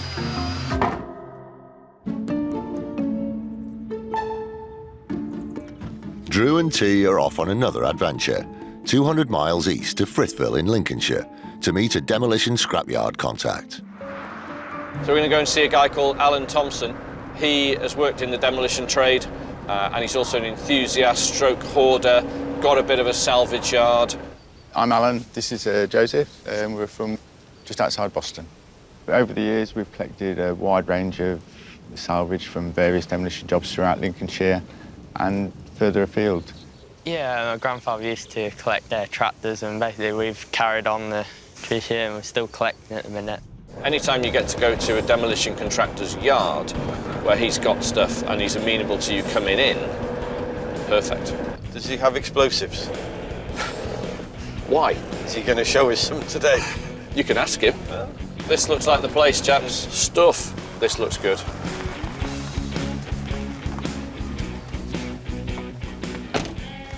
Alan. Yep. How do you do? Drew, how you doing? Very well, thank you. Nice to meet you. How do you do? How are you? Joseph. This must be Joe. Joe, Yep. hi, how you doing? Yeah. All right, Joe. Hi. How you doing? Well, we've come to see your collection of stuff. And, well, it's pretty obvious, really, where I want to go and have a look at first. Yeah. This is amazing. Where did you get all this from? Accumulation over the years. Yeah. How many years to get all this? Because this Well, is my father started collecting sort of, I don't know, all his life, really. Who's the enthusiast now, then? Joseph. Yeah. Joe. Joseph, Yeah. It's wonderful. So how many have you got, then, altogether? Nearly 70 now. 70? Yeah. Blimey. It's great to see young guys getting interested in really old stuff. It keeps it alive and it gets other people interested. It keeps it going for another whole generation. It's incredible, isn't it? Does this one work? Yeah, yeah. You can drive this, T. Well, better than driving the van. It's probably faster than the van. With the Serious one, Land Rover. T will tell you had this. spotted it. And... Yeah, I was trying not to look at it. Obsessed with Land Rovers, Drew can't help taking a peek. I'm trying to resist the temptation to ask you if it's for sale because it's clearly not being used. Yeah. Go on, you go, we shan't You're use going to it. have to, Drew. Huh? We'll never use it again. You'll never use it again? No. Oh, no. tempted. Does it run? Yeah. Yeah, Joseph will put a battery on it and you can take it for a spin if you want it. God. I've got to stop buying Land Rovers. Bear in mind... It's not an 80-inch, right? So that's the only thing that's stopping me trying to buy it now.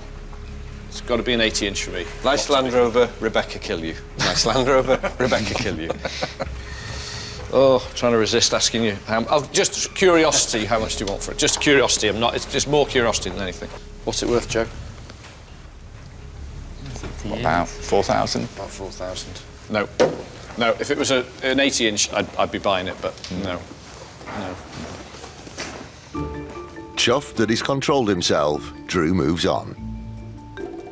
So where are we going to now? You can see Joe's got a ladder. This blue container, there's a few lights there. So is this from a demolition job, what's in here? Yeah. There you go, look at those two. Couple. Just wondered if there's a maker that made them called Holophane. They might be by them. These ex-MOD bulkhead lights came from a local RAF camp. Once cleaned and rewired, they're ideal for patio lighting and could sell for up to £195 each. What do you want for these? Here you go, T. £40 each. No, too much. I would say, to be honest, £50 for the pair is what I'd rather pay, rather than £80. Not too far away. Drew wants to find more pieces as it's cheaper to buy in bulk. I'm all right to have a bit of a wander through. Just be careful, obviously. It's a bit unsafe here. Is this the age-old adage of always get right to the back? Always get right to the back. First stuff in, usually the most important or interesting. Nothing. Just that pair of bulkheads that we found at the front. No need for that kind of language, is there? Bulkheads? Bulkheads. Bulkheads isn't a dirty word. Oh, yeah, bulkhead. So what do you reckon with these then? Where were we? You want 80, I went 50. Where do you want to meet? In the middle? Yeah. So what's the middle? 70. No, where would... 70 quid. Yeah. Thanks for that. That's appreciated. No, lovely. Oh, these down here? Yeah, at the back there. Overgrown. There's that. Can you see those, T? Yeah. These are called pier caps because they go on the top of gate piers. People call them gate posts, but they're gate piers. And the post would go through that. Yeah, what did you say went through? A chimney? It was a chimney, yeah. There were like 2 big columns on the front of this chapel. Sort of ornamental, it was there. So pillars that were chimneys as well? Yeah. That's yeah. great. I've not seen that before. 1860, 1880, somewhere in that Yeah, about period. 1880, I would think, yeah. Maybe a little bit later. Okay. And there's a pair of them. They're in really nice condition. They're very well made. They're handmade. Look, you can see the chisel marks at the surface there. See all that? Yeah. Very nice. So a guy's done that by hand, you know? Yeah. Imagine having those made today. I mean, what are these worth? I can't buy them because I can't get them on the van, but probably £400 to £500 for the pair. In that region, yeah. Yeah. I think it wouldn't be far away. But imagine trying to get one of these made today, you know? That's just a wonderful thing to save. Yeah, nice, but too heavy today. Glad I don't have to carry them. I think they'd weigh the van down too much. And me. Think about me as well. Oh, all right, I see. Blimey, that's a big one, isn't it? Heavy.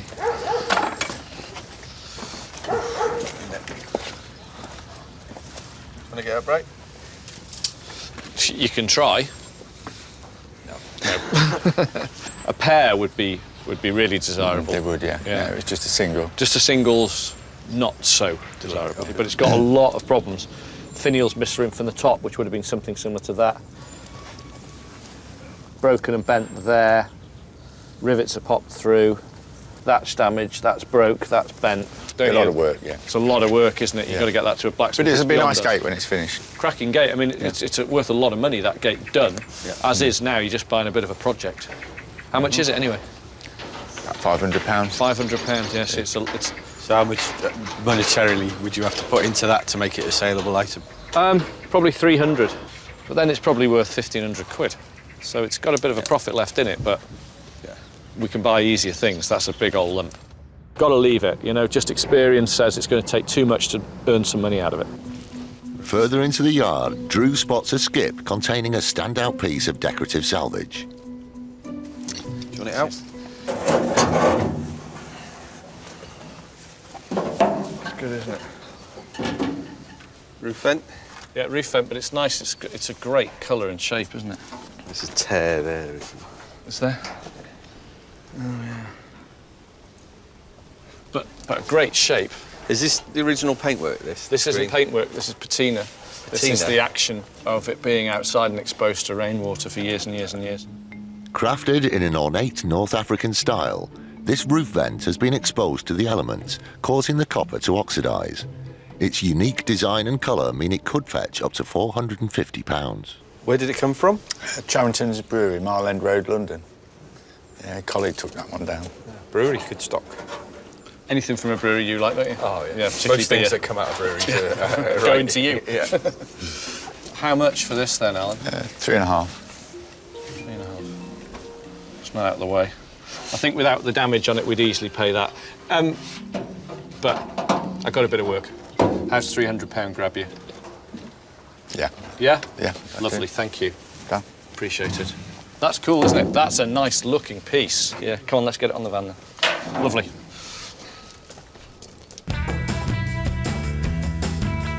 Shouldn't be allowed out on your own, you. Thought not.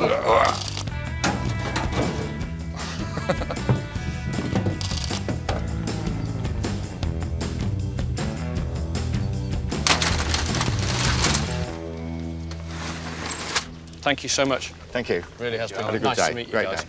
Joe, Thank you very much. privilege letting us see your collection.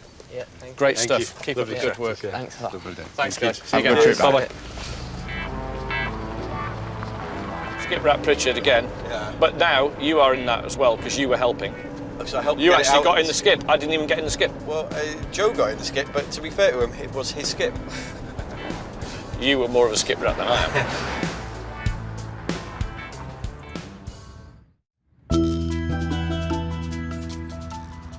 Drew just can't keep away from cars. The next day, on the way back, he decides to drop in at a car breaker's yard. It's 3.5 hours away, in Whitchurch, Shropshire. And we're here to see a guy called Mario who runs a business called Ferber's. My name's Mario. We're at WJ Ferber, Salvage in Shropshire. I've been doing this for 32 years and, yeah, pretty tough negotiator, but we'll get there in the end. What goodies were you expecting from a metal salvagers then? Well, metal, generally. Yes. So is there going to be gold bullion lying around? Loads of it, yeah. We're just going to give you tenner for that. Shropshire, the streets are paved with gold. Yeah. Oh, this looks like it. That's huge. This can't all be there. Surely this can't all be. Blimey, Charlie. Possibilities are endless. Right, have we got a sign for the van before we get out there? We'll turn around and there'll be a big crane carrying it off. Pay no attention to the nasty man. Mario. Hi. Drew. How you doing? Hi. Hi, Drew. Nice to meet you. Mario. How you doing? All right. How you doing? Not bad. So we've come for a look around. Okay, yeah, well, feel free. Have a good look round. I've not been here before, so where should we start? Start in this main unit here, and then we'll find a few places for you to have a look around in. If I find anything, come find you. Come and find me, yeah. Great. Yeah. Lovely. Okay. Thanks. Okay. So this looks like it's an insurance write-off place, isn't it? Yeah, well. Have you driven that one? Is that... that looks like you're driving. Oh, cool, look.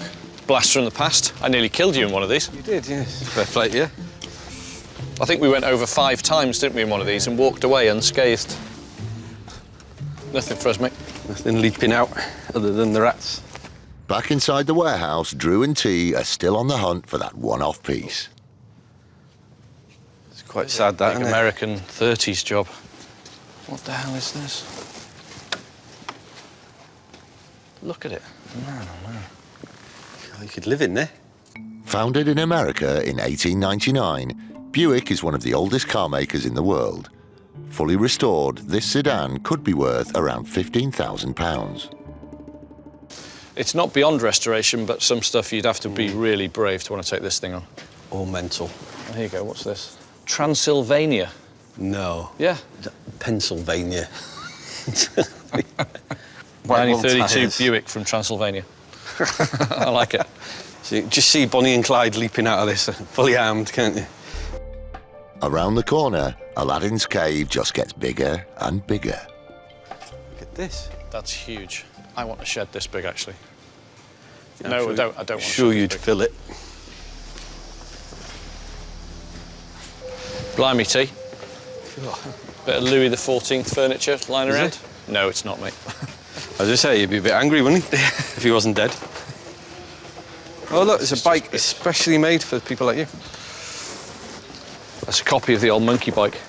Great little things, aren't they? It's cool. It's a later one. Still cool, though, isn't it? The early ones are great looking and great fun. There's nothing of any worth up here. No chopping fingers off in here, Drew. Wow. Right at the back, something catches Drew's eye.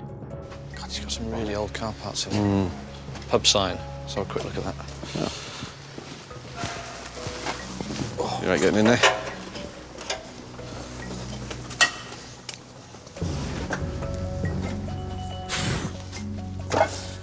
What is it? Pub sign. Pub sign, Middlesex. Look at, like, the best made pub sign I've ever seen. It's just the workmanship's astonishing for a pub sign. Look at that.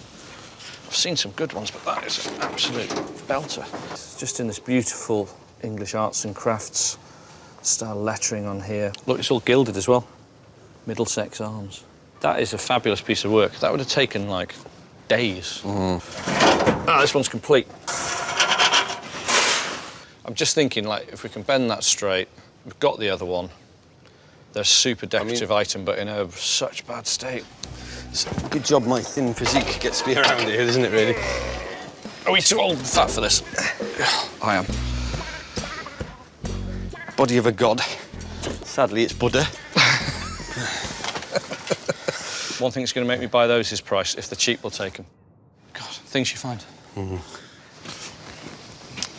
Cool. Mario, You've got in there two very worn out, knackered, wrought iron pub signs with loads of writing on them. Yeah, should we have a look? See which ones you mean. You probably picked the two best ones, have you? The best ones? God, I hope and found the worst. They'll be taking a whole wodge of rust off your hands. These things here. The idea for pub signs started with the Romans, who displayed vine leaves to show that an establishment sold wine. Restored, these 19th century beauties could fetch up to £300 each. To be honest, it's all down to price. If they're really cheap, I'd buy them. Otherwise, I'm going to have to leave them because it's more curiosity with these. OK. What do you think?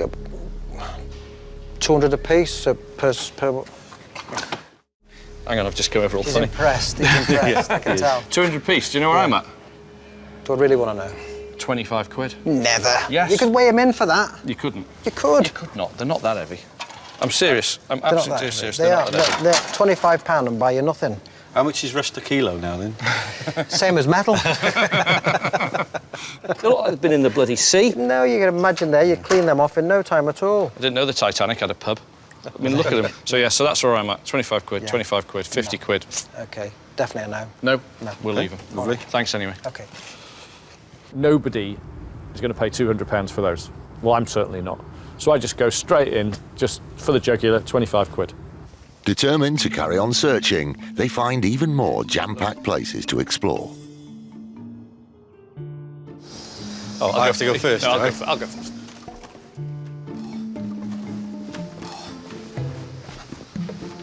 Blimey, T, look at this. Every car stereo ever made. Wow. Ta-da! Look. Oh, more lights. How many is that?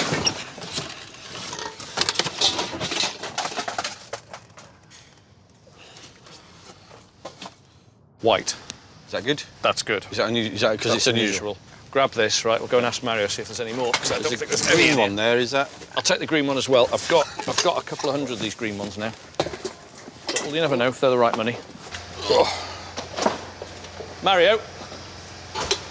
Yeah. These. Yeah. Have you got any more? Yes, we have. We have. We've got quite a few. Oh, good. OK. Yeah. How many do you want? How many have you got? Don't know. Probably about 20, maybe more. In white? White and green, I would think, but I'm not sure. We'd have to go and check. They've been there for ages, but they're from up here anyway, so there'll be different colours. Cool. Yeah, yeah. Wanna go Lead look? on. Yeah, please. OK. That's it. Oh, yeah. Now you're talking. Yeah, one or two of them lamps for you there, Drew. Yeah. Right, that's down to condition then now, Mario. They're all like new. Yeah. Cool. OK. These 1960s industrial lights used to hang in Ferber's warehouse. Restored and in working order, they could command up to £195 each.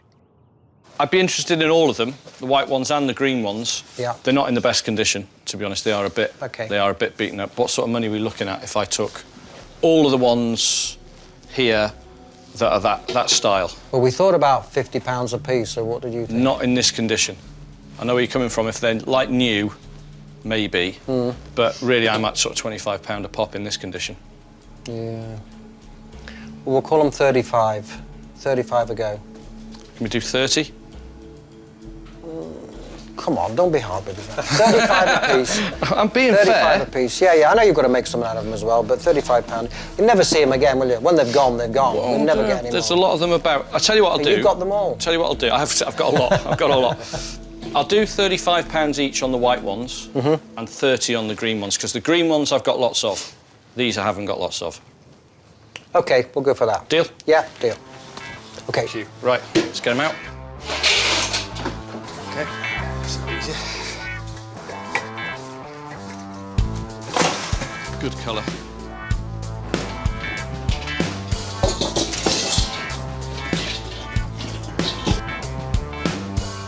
What are you looking for there, Drew? Just looking for the maker's name. I can't remember. Ollie can remember every single one, and I can never remember them. They are very cool, though. Love the colour. When you're presented with the right thing, just buy it. Don't mess about. Get it for the right money, but just buy it. Okay, Happy. good. If you just have them cleaned and pop them in the van. Yeah, once they're rewired, ring me. That's it. They'll be ready in a couple of weeks. Brilliant. Happy with those? Happy. Okay. Yeah, great stuff, thanks. Okay. Will you load them up yourself? Yeah, we'll do all that. All right. Now, what you've mistakenly not done today is use my clothes to clean these. I think you've missed the trick there.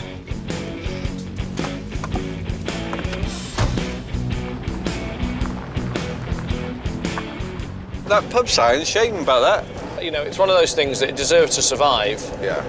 Purely because of the workmanship that somebody's put into it in the past. It's interesting. But it is absolutely shot. It was knackered. Knackered. And then there's very knackered. Yes. Yeah. Drew and T head home with a good haul from their 2-day road trip. Back at base, Rebecca, Gavin and John wonder what will be in the van this time. You can guess what we've got. Could they be industrial lamps? Oh, but good industrial lamps. We got them from a W.J. Ferber, who's a car breaker. And the best thing about them is? They're different. Because they are green. Come on. Because they're big. No, because they're white. Look. I only can see one white one. Look, there's loads. Aren't they great shape? They are, actually. They are. We've got 11 of the white ones. So they're not going to take long, so we can just get stuck straight into those. We went to see a guy called Alan Thompson and his son Joe, who lived in like a breaker's yard. That's fantastic. Love the colour. Nice, isn't it? Love the Damage colour. there. I'll sort that out. Straight that out. It's just a roof vent. Construction's beautiful, but mainly the colour and the size, so it's got a lot going for it. Probably get it on the website today. Yeah, we will get it on the website today, but you see it now, the colour inside is just so good. Yeah. So just give me an hour on it and I'll turn it round. I was going to say to Gavin, don't rub it. Great. Also got these. Oh yeah, we've got the bulkheads, XMOD, and they've got this sort of prismatic lens. Take the glass out. Polish, cleaning, and Ollie will sort these out in no time at all. £70, £35 each. It's not bad. That's all right. No, that's fine, and we haven't got any bulkheads in stock at all. Got lots and lots of saleable stock, a lot of stuff for the lads to restore, met some good people, and we can start to sell this stuff pretty soon. So, all in all, very good week. Handyman John gets the lamps from Ferber's ready for the electrician to restore. Then we'll have them rewired and we'll get them into the shop for sale. A day later, they're in full working order. These will go online now, and we'll get them sold as fast as possible. I'm not going to hang all of them. I've just hung 5 in the showroom to give a feel of what a run would look like. I'm really, really pleased with them. Great, interesting shape. And I don't think they'll be hanging around for much longer. The next day, Drew and Gavin get to work on the roof vent. You could spend hours messing around with it and getting it perfect, but I'd rather not. I'd rather just leave it. Bit character. Yeah, minimum intervention restoration is probably what we're about more than anything. Perfect. Alex, the French polisher, makes the finishing touches on the chest from Pennard House. I think it'll take a second coat, but we'll be able to match the exact finish, the exact colour, and it'll just bring them back to looking more like a pair again. After a hard day's work, they're restored to their former glory. I'm well pleased with those, Alex. Yeah, nice. Perfect. They just look untouched, don't they? Yeah. Don't look like anybody's done anything to them. It's always difficult to buy off other traders, and it was tough negotiations with all of it, really. But with the items I got, I ended up getting at a great price for all of them. So that sort of shows the difference between one person's aesthetic and another, and their valuation of something and mine.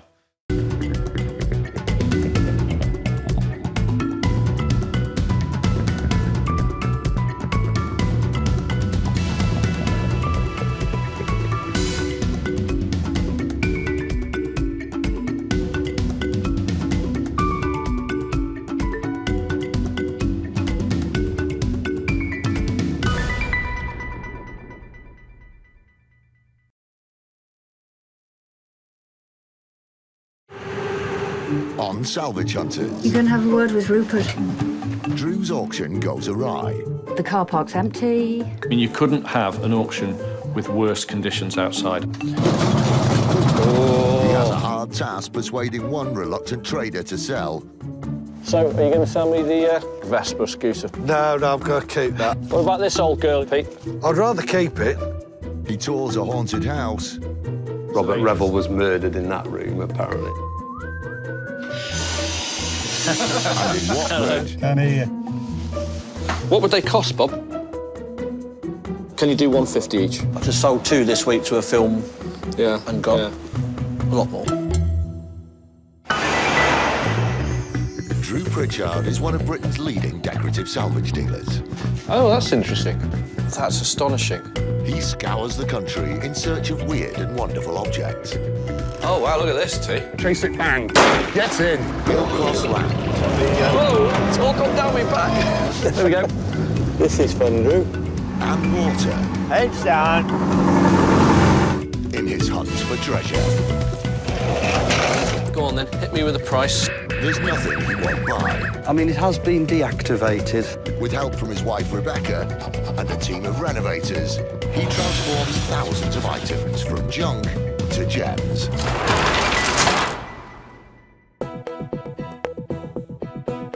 At Drew Pritchard's antique shop in Conwy, North Wales, it's all gold. Hey, it's Rebecca again from Drew Pritchard. The team are flat out preparing for an auction. One of the hazards of being a salvage hunter is the amount of items that accumulate over time. I hope these go. I'm sick of the sight of these, to be honest. So Drew has decided to have a clear out and get rid of his old stock to make way for the new. An auction for us is a momentous occasion. It'll clear the cobwebs, it'll give Drew extra money to go out and replenish and sort of start again. It's a good spring clean. Glenn. Drew Pritchard. How you doing? Devil are you? Very well, very well. Good to see you. Auctioneer Glenn Snellgar arrives to help Drew prepare. It's colder in here than out there. I know. I think we've got about 800 lots. I want it sold. Sell out. Absolutely. Okay, let's get on with it, because crack on. we haven't got all day. We auction absolutely everything in the building, so 20,000 square foot, 800 to 1,000 lots, and we sell everything in one day. Clear everything out and start again. It's just wonderful. I love auctions. I really want you to sell these. Okay, well, I want to sell them, so... I want rid of them. If you want them gone, let's just be ultra-realistic. 30 to £50 a lot. Each item is given a lot number and a price. What do you want for that, Drew?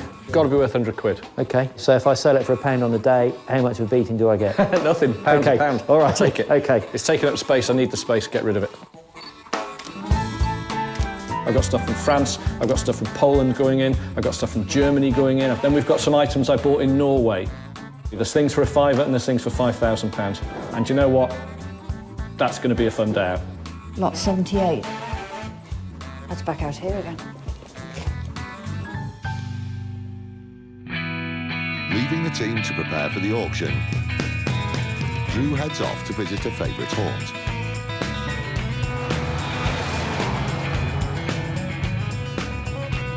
Are your salvage senses tingling? I can feel it.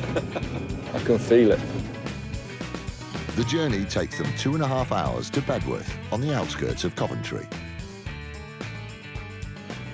Bedworth grew into a thriving industrial town in the 18th and 19th centuries, driven by coal mining and the overspill of the textile industries from nearby Coventry. We are here to see a guy I got to know a few years ago called Pete Gilbert at Charity Dock. Okay. And he runs the best little scrapyard in Britain. Pete's confident that since Drew's last visit, there's more to tempt him. I've been a few more auctions, got a few more things in, and he might be interested in buying a few things off me when he comes down, like, so there's a few more surprises for him. The home of the British engineering heart was the Midlands. Yeah. They made everything that went around the world, all the steam trains, all the steam engines, you know, everything that was produced in the Victorian era that was the best came out of the Midlands. And there's bits of it lying around here. It's T's first visit. Ta-da! Oh, nice. Hey, what do you think of that? It's like a salvage theme park. And he's in for a treat. I can see you in that, in the yard. It's cool, isn't it? I'm going to ask him about that. Charity Dock on the banks of the Coventry Canal covers over an acre of land and has been in Pete's family for generations. Hello, Pete. Oh, you all right? How you Drew? doing? Good to see you again. Yeah, nice to see you again. This is T. You've not met before. You're all right, Oh, T. yeah, you're How right. you doing? Oh, you're back again then? You can't keep me away. No. It's like Disneyland for scroungers. Right, we'll walk this way and see what we can do.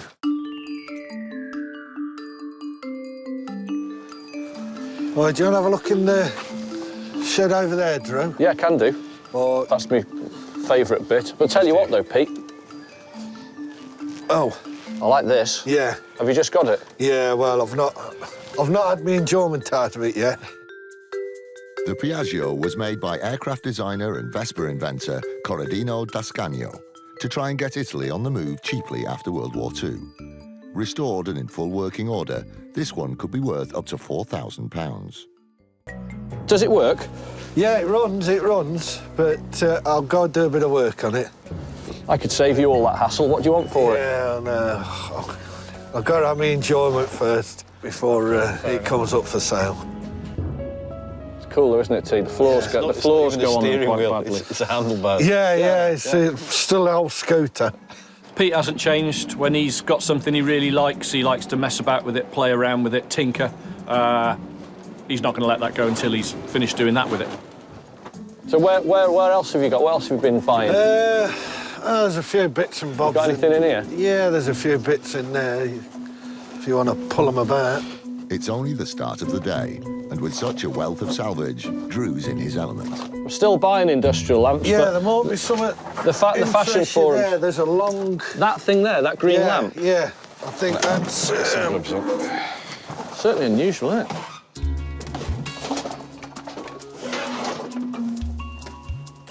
It's sort of funky, isn't it, I think? What do you think, T? Yeah, I'm certainly not seen one before, so... Is it saleable? That's what I asked myself. Revo, formerly based in the Midlands, was one of the industrial giants of 1960s Britain, producing electrical goods and factory lighting. This mid-20th century light cover could fetch around £300. Enamel underneath, look. It's good. How much is it, Pete? Oh, I don't know, just give me a reasonable price on it, Drew. 25 quid. That's a no. Go on then. 40 quid. Go on then, ball started rolling. We'll have that. OK. Thank you. Just because I've never seen one. And it'll give our electrician Ollie a real headache. It's a cover for a fluorescent tube, but it's an industrial one. Is it worth 40 quid? Don't know, never owned one before, but 40 quid is a good little door opener. Oh, hello, doggy. Well, you're back again. Lucy. Yeah, there might be some stuff in this green shed if you want to have a look through that one. there? Yeah, have a nose through there. There's a couple of old cars in there. Blimey. Oh, I think it'll just you be go and meaty. help him. Is it? Oh, you don't want it enough. Come in. There you go, T. Nicely done. Standard Vanguard. Nice. Not a very exciting car, to be honest with you.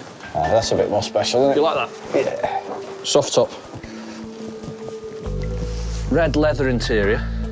I've not seen one for ages, you see. Not even seen one on the road. No, let's leave it. Bit too much work. Have you still got all your old bikes? Yeah, still got them, yeah. You like your motorbikes, don't you? He's got a fantastic little collection. Very hidden away, almost impossible to find. Well, impossible to find, aren't they? Do you think you can find them? Yeah, we'll get through here and move. They're here. See, I can't even remember where they are. Let's have a look. Come on, then.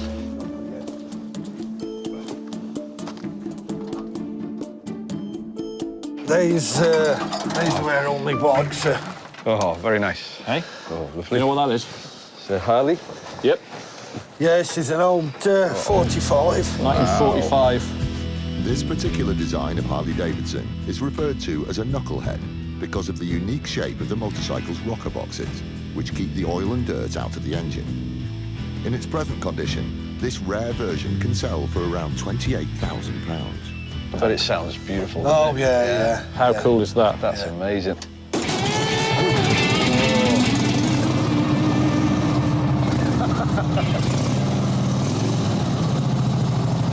That engine, that flathead engine, it's just the noise, the sound, you know, the whole thing. That's why people buy them. But it's lovely on sort of full chat going down the road.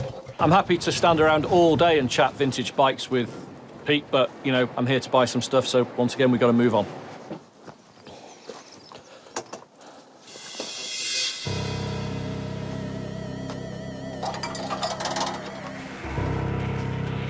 You'll love it in here, T. There's a bit more in here than last time when you come. Yes. Yeah. Oh, yeah, all my bike bits up there. Oh, hello.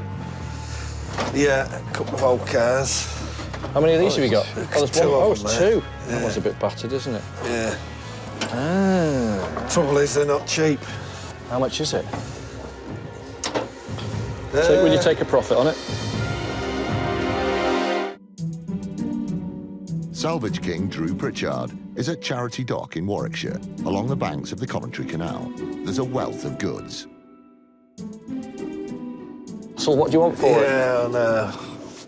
I've got to have my enjoyment first. But owner Pete's showing a slight reluctance to part with some of his favourite things. So far, Drew's only managed to buy one small item. Okay. He's now got his eye on a child's pedal car, but will Pete be up for selling it? How much is it? That one cost me 70. Yeah. And that one cost me 60. That one's too hammered for me. I don't like the rivets on that one, but... But I've not had them long, so that's, I think, why they're dear. This pedal car, called the Prince, was made for 2 to 4-year-olds by British toy manufacturer Triang, which at one time produced millions of toys each year. With minor restoration, it could retail for up to £250. Would you sell them? So, would you take a profit on it? He's going to take the best one, that's the problem. Of course. I don't want that one. Look, it looks like it's had a head on. Yeah, I suppose I would tick a little bit on it. What do you take on it? Tickle, what do you take on it? A tenner on it. Sure? Yeah. Sold. Lovely, thank you. Children's pedal cars of that era and earlier are really attractive because they're tin, they're steel, they've got proper rubber wheels on them and little hubcaps. And whether they're in mint condition or really quite beaten up like this one, they've just got this wonderful enigmatic feeling to them. You put them in a room, they change the room completely, they lighten the mood. So £80 for one that structurally is all there, and I do like the patina. Nice. There's got to be something else in here for me, Pete. I don't think there's much else in here. This was a cool looking bike. Seen the leg shields on this? Yeah, too? this is nice. This is... What is this again? This is Francis Barnett. I've got to start on that when I can. Does it run? Yeah, that runs. It does yeah, run. no, that looks like runs. it looks all right, Yeah. actually. What sort of money would these come on there? They're £2.5 grand done. OK, so like 500-600 quid. Yeah. It's not crazy money, though, is it? No, Not really. no, Great no. shape, isn't it? Yeah, it is. It's proper 30s style. Yeah. Worst thing about it, they put covers on it to hide all the engine and everything. You know, it was one of them, you know, where they try and keep your trousers clean all them years ago, and motorbikes were dirty, weren't they? I like that. Yeah. Lovely. What's up there? That's the storeroom. I've not been in there. No, that's hidden from you. But we'll let you have a look. Yes. Well, let's go and have a look up there. I'm a bit steep, so watch Having where won you his go. approval, Drew is given the rare opportunity to have a look at Pete's private hoard. Oh, now you're talking. Oh, my God, look at that. No way. Is that yours? Yeah. How long has it been up here? Oh, God, 20 years. What is it? Was it It's a Thunderbird? 650 Thunderbird, that's right. Sprung up.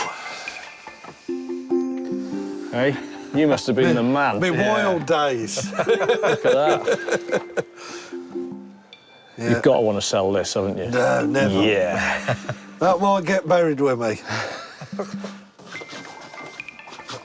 Oh, wow, what a fantastic room. A lot of boat stuff up here. Yeah. But, that's part of the job, really. But there's some... Oh, look at all those. Oh, bits of tin stuff up here. Oh. Tonkers. Pete, you surprised me. You've surprised me, genuinely. So I'm all right to have a look in here, Pete? Yeah, you have a look. Do you mind? Yeah. He's got this wonderful little collection of Triang steel cars, and it just looked so out of place. You know, this heavy engineering and everything. It's got these really cute, really colourful little cars covered in dust. It was like a little magical find. So I do love that. I bet you've got me buzzing now, ain't you? Yeah, this is fantastic. We've seen this tea. Yes. That's lovely. I love that. Yeah. Pete's such a genuine guy that you can see that he really loves this. It's going to be difficult, if not impossible, to price that off him. How much? No, not that one. That stays at home. Everything's got a price. Yeah, well... But not this one. No. No? All right, fair enough. I'll put it back. Boys and toys, boys and little old silly cars, you know. We can't leave them alone as kids, we can't leave them alone as grown-ups. So, I like that one. Look at that. Not in great condition. No. Not in appalling condition either, though. No. What about this old girl, Pete? Well, I might be tempted with that one. You'd have to educate me price-wise as to what that's worth. That, it'd be 50 quid if it's tidy, but the way it is, it'd be about 20 quid. 20 quid. You sure? Sure you want to sell it? If you want it, you can... You don't have to sell it to me. I'd rather keep it. Oh, I'm going to do something I very rarely do now. Yeah, go on, you keep it. Yeah. You could see he was going to let me buy it, sort of being polite. And I thought, no, don't do that. I just couldn't do it. I couldn't take it off him. So we'll just let him keep it. He clearly loves it.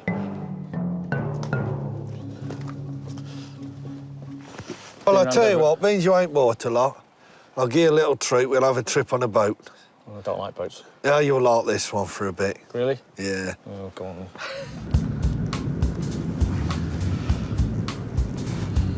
Go on then, Drew, have a go.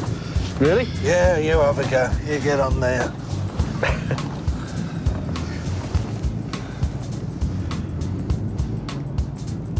You can open that up if you want. Come on. Down she goes. That's it. Oh, no, that's Hey? it. Where's them skis? Let me get on the back. There, that's more like it.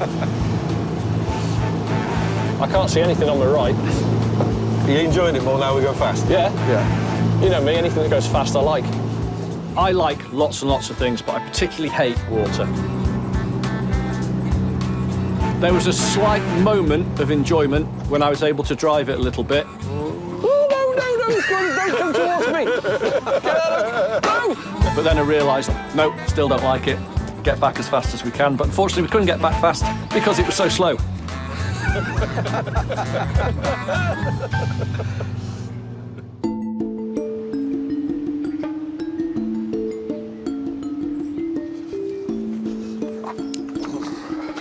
That, Pete? Oh, yeah. Oh, Land Rover top. Yeah. Yeah, you interested in that? Yeah. I'll take a chance on it. How much is that going to cost me? Well... Scrap value? 50 quid. Yeah. Is that all right? Yeah, I'll have Yeah, that. that's If you can get it there. down. Yeah, well... How are you going to get that down? Tea. Roll it over on its back. It's not a business thing. I need it. It looks just like one for one of the 80-inch Land Rovers that I have that I don't have a roof for.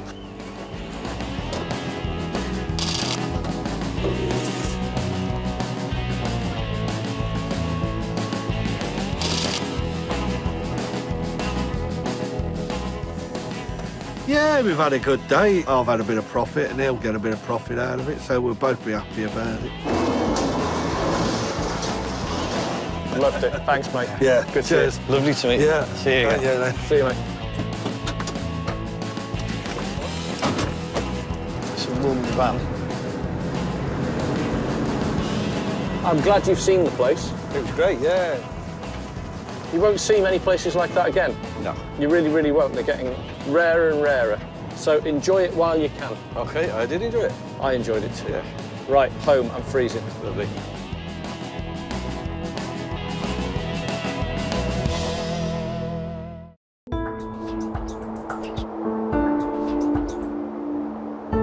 It's the day of the auction at Drew's showroom. And there's been a heavy snowfall. They were hoping for a good turnout, but the weather is against them.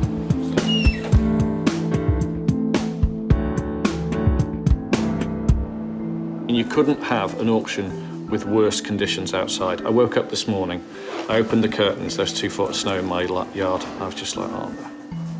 You going to have a word with Rupert? It's put a dampener on the team's spirits. Over 800 items have got to be sold today, and they need to get shot of the stock and clock up sales in order to purchase new salvage. The car park's empty. Drew's, he's putting on a brave face, but I think underneath that we're a little bit worried. Just fingers crossed. Morning, ladies and gentlemen. Welcome to the auction. Obviously, the weather has put a lot of people off from attending in person. We've got well over 100 people registered online, so there'll be a fair bit of online bidding. It's happening. There's nothing I can do to stop it now. That's it. It's out of my hands. So we just roll the dice. That's it. See what happens. Lot number 13, cast iron lamp post, £50 to get it going. Come on, let's have some profit. 50 bid, bargain of the day, 50, hammer comes down, 50 and sold, thank you. God, that's cheap. That's cheap. 5093. That's gone cheap. That's gone cheap. Hardwood table. Lot number 39, £100, big 110, 20, 130. Keep going. Keep going. Keep going. 130, 140, 150, all of a sudden 3 bidding 60, 163 in the room, 170. The buzz out there of, I know it's not a lot of people, but the buzz out there is electric. It's really, really good. That's £200, thank That's very good. That is very good. Lot 224, 120, 130, 160 on the phone. Going 90, going 90, 90, 90, 90, 90. £90 online the bid at 90 and sold this time at £90. Yes, John? £50 for 50. One's just gone for 200, one for 90, one for 150. It's all selling. That's the good news. I'm a little bit more relaxed now. A little bit more relaxed. 320 is right here by me online. 320, 320, selling at 320. Fewer people may have made it to the auction, but thankfully those that are here are putting in plenty of bids, and the online presence is strong. We sold them. We sold them. At the end of a long day, bidders go home happy, and Drew's smiling. Hey! Hello! Thank you. We've sold about 75% of what we wanted to do. That's pretty good. Most of it's gone out at a bit of a profit, and we've made a loss on a few things. There's nothing like, you know, having a bag of money and we can go off salvage hunting again. With the success of the auction behind them, flush with cash and room at the warehouse for more items, Drew and T are off to meet a new contact who owns a 15th century manor house. They drive a little over 140 miles east to the former mining village of South Normanton. So why are we in Derbyshire then? Today we're in Derbyshire to go to see a guy called Graham. Hello, I'm Graham Oliver. I'm the current, I suppose, custodian of Carnfield Hall. Been here for just over 2 years. My day job's a veterinary surgeon, so I don't see this place much during the day, except weekends. But I love being here. Set in 90 acres amongst the Derbyshire hills, Carnfield Hall is an ancient and substantial stone mansion, a well-preserved example of a Grade 2 listed country house. This one's a strange one because the house has changed hands fairly recently, which usually means there's not an awful lot of the original left in there. You never know. Worth a look. If Drew likes dust and cobwebs and clambering around, then he's in for a treat. Rumours are it's haunted, so there's an evil presence in the building. There'll be 2 soon. There'll be 2 in a minute, yeah.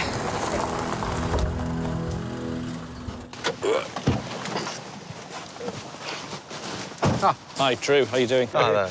Blimey. Are these yours? Hairy beasties. Wow. Yes. What kind of dogs are they? These are big hairy dogs. Do you only get these in...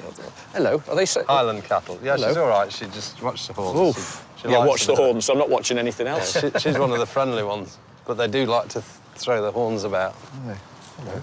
She likes to scratch behind the ear. She actually enjoys that. Well, we're here to see anything you've got for sale. Have a look at the house, ideally. So just don't know where to start.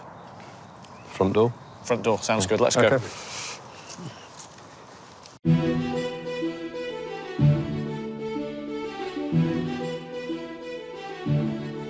Wow, interesting mix of styles, isn't it? Dating back to the 15th century, Carnfield Hall was renovated during the Elizabethan, Jacobean and Georgian periods. What a lovely room. It is. Has this always been the sort of main room of the house?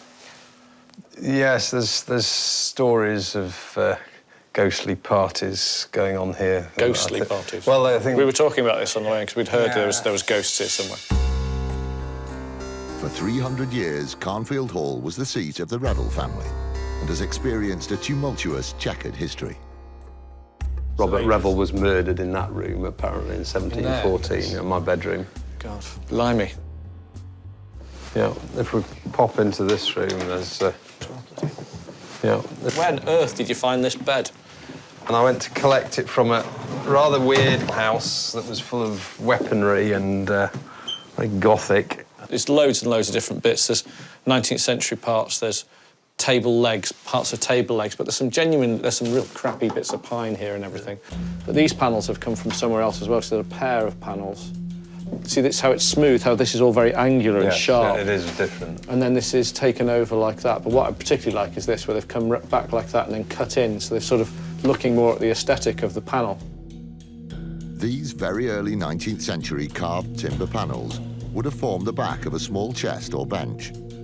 Taken off the bed and sold separately, they could fetch up to £150 each. If I was going to buy a piece of this bed, I don't know what you paid for it, but I think these were rather good. Yeah, well, I think it was 165 quid. 165 quid for all this. It doesn't matter what it is, but it is a collection of bits. Yeah. It's just a collection of parts. So you've got 1, 2, 3, 4, 5 original bits there, another piece there, which has probably come off the undersides of a chimney piece. So just these would have been just the brackets under the mantle. Yeah. The other good thing about it is you can sleep in it. It does its job. Drew isn't tempted. The bed is just too much of a mishmash of styles and periods. As happens with all these old buildings that have been around for an awful long time, there's very, very little of the original furniture left. With nothing to buy inside, Graham takes Drew to the outbuildings, where discarded items original to the house are kept, in the hope that there could still be something to find. Right, so, it's mostly full of junk, actually, but there's old cots and beds. There's of some description. Quite like this, Graham. You're going to say, I know what you're going to... I heard that, Yeah. No, I've had that a long time. I think that was my granddad's. I think he had it in his workshop, and I used to use it in my garage when I was doing small stuff. This Herbert Terry & Son lamp was manufactured for watchmakers or jewellers. Rewired and fully restored, it could command a price of around £195. It's that thing I'm always looking for. It's a bit different, it's very original, and it's fashionable right now. OK, is that for sale? Yeah, I suppose so. Yeah, I don't think I'm going to use it again. What did I pay for the last one? I seem to have 25 quid. I think this one's worth more than that, to be honest with you. A bit more different. I think it's worth 40 quid. So when it's restored and prettied and... We will spend £65 in parts, so after tax we'll make 55, 60 quid. Have a deal? 40 quid? I think something I'm not going to use again, so... No. OK. Cool. Thanks. Cheers, Graham. Right, there you go, T. Not a great deal of loading today so far. Yeah, you're going to struggle to fill that van at this rate. Yeah. We do need to fill the van, to be honest with you. I have got no stock. Looking forward to getting around all the rest of the outbuildings now. If we find something in every shed, it's a good day out. So what's this place now? More storage? Another, yes, well-organised storeroom. Well, just have a look through here, then. Give us a shout if you see something, T.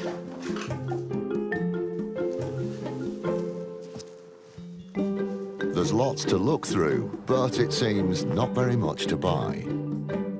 You know, we found one lamp. That's not good enough. I really do need some more stuff to make this journey pay.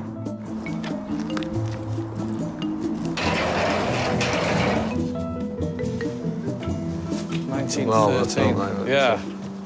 Fab things. we do see a lot of them. They really need some TLC, these guys. They do. They're just, these things, they're just everywhere. Everywhere we go, there's one. I bought one off the farm next door to my house recently. And I hung on to it for years and then just ended up selling it because there's nothing I could do with it. I'll get through. I'll get through further.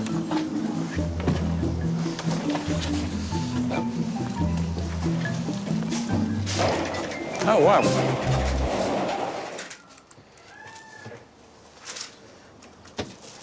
Yeah, that's a shame. That would have been great, but the condition's just really bad.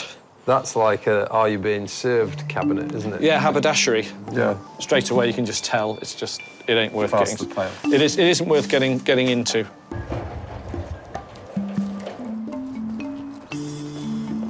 Drew's last chance to buy any more treasures lies in the estate's derelict garden centre.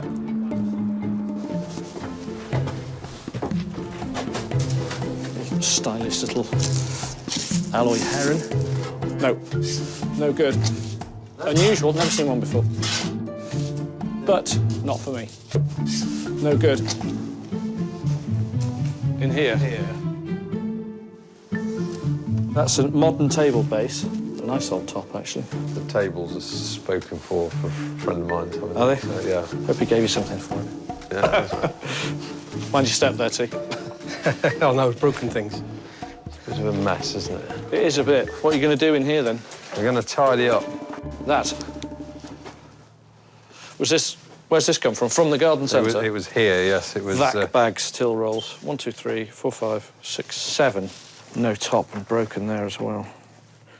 How many drawers do you have? 1, 2, 3, 4, 5, 6, 7, 8, 9, 10. Missing 3 drawers. They can't have gone that far. Shop cabinets are highly sought after for kitchens or as sideboards in dining rooms.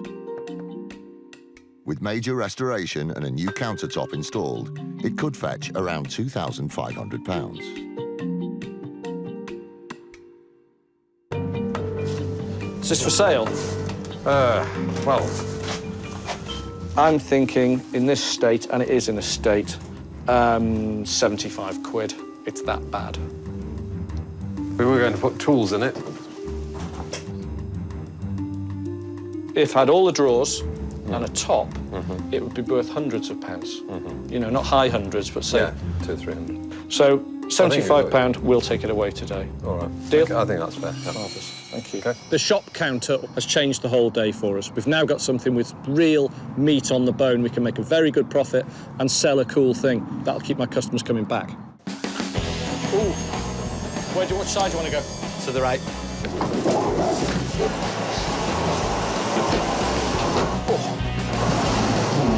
I'll get the lamp while you do that. Yeah, put that in a drawer. Just stick it inside it, it'll be all right. Thank you very much. Enjoyable day. Great house. Nice to Cheers. meet you. Bye-bye. Cheers. Bye-bye. Go on then, T.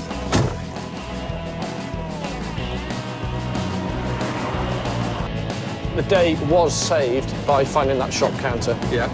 I've got a top that'll go straight on it. It will look beautiful.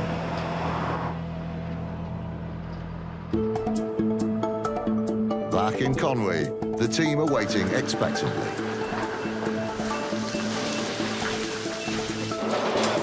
There's nothing in there. Ah, there's 2 things. There's 2. There's 2 things. Ollie. Ah. Ollie's going to love this. Oh, you're gonna like this. Not a lot. Not a lot, yeah, right. We'll have a look, we'll see what we can do. Careful with it. Careful with it. It'll fall to pieces. Pushing it. It's quite bad, That's the worst condition one you've ever bought. but the colour's good. My hand's going through the wood. You're all right. Just down here, yeah? It's falling to I know pieces. to see. Do you know how hard it is to find one in this condition? he spent ages trying to find it. Unbelievable. I didn't think you'd find it. So this is an original shop counter top I've been hanging on to. I've had this for about... Oh, yes. Look Look at that. There you go. It fits like a glove. It looks like that was the original top. Stroke a lot. Just up this value to £2. Perfect. Nice, huh? Fantastic. Yeah? Happy with that? Very Okay. pleased with that. Job done. It then goes to Alex, the French polisher, for the next stage.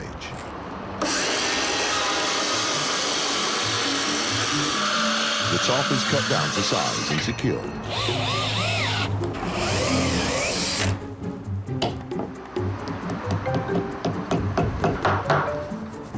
There you go. Layering the paint colours creates a uniform age effect. On top of the purple, then put a brown, and then we'll put a black, and then we'll put another chemical on the top, which will crack the paint. Hello. Hello. Fab. Nice, isn't it? Yeah, can we pull it out a bit? And with the restoration complete, it's now ready for Drew to have a look. Oh, yeah, I love it. Must admit, at the start of this one, I thought, I think it might be too far gone, but it looks spot on. Taking a chance on something like that is, for me, sometimes where the profit is. It's superb. Well pleased with that. Well pleased with that.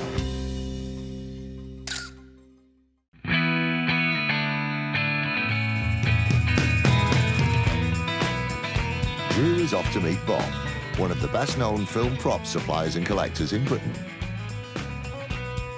From base in North Wales, they travel 235 miles south to Watford.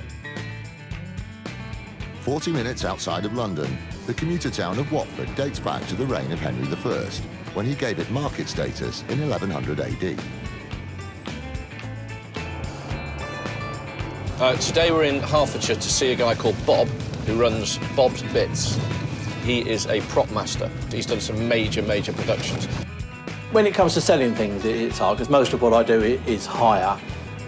So it can be a bit of a wrench when you've got something that's nice that you've had for a few years, and especially if it's been on a few productions, and it has a bit more, becomes a bit more special.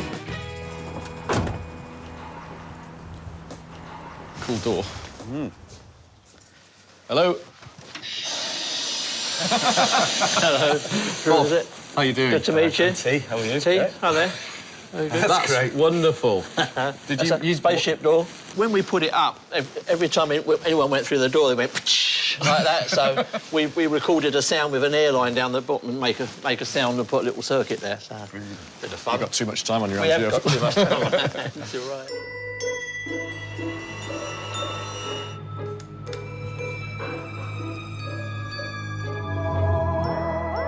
Wonderful mechanism.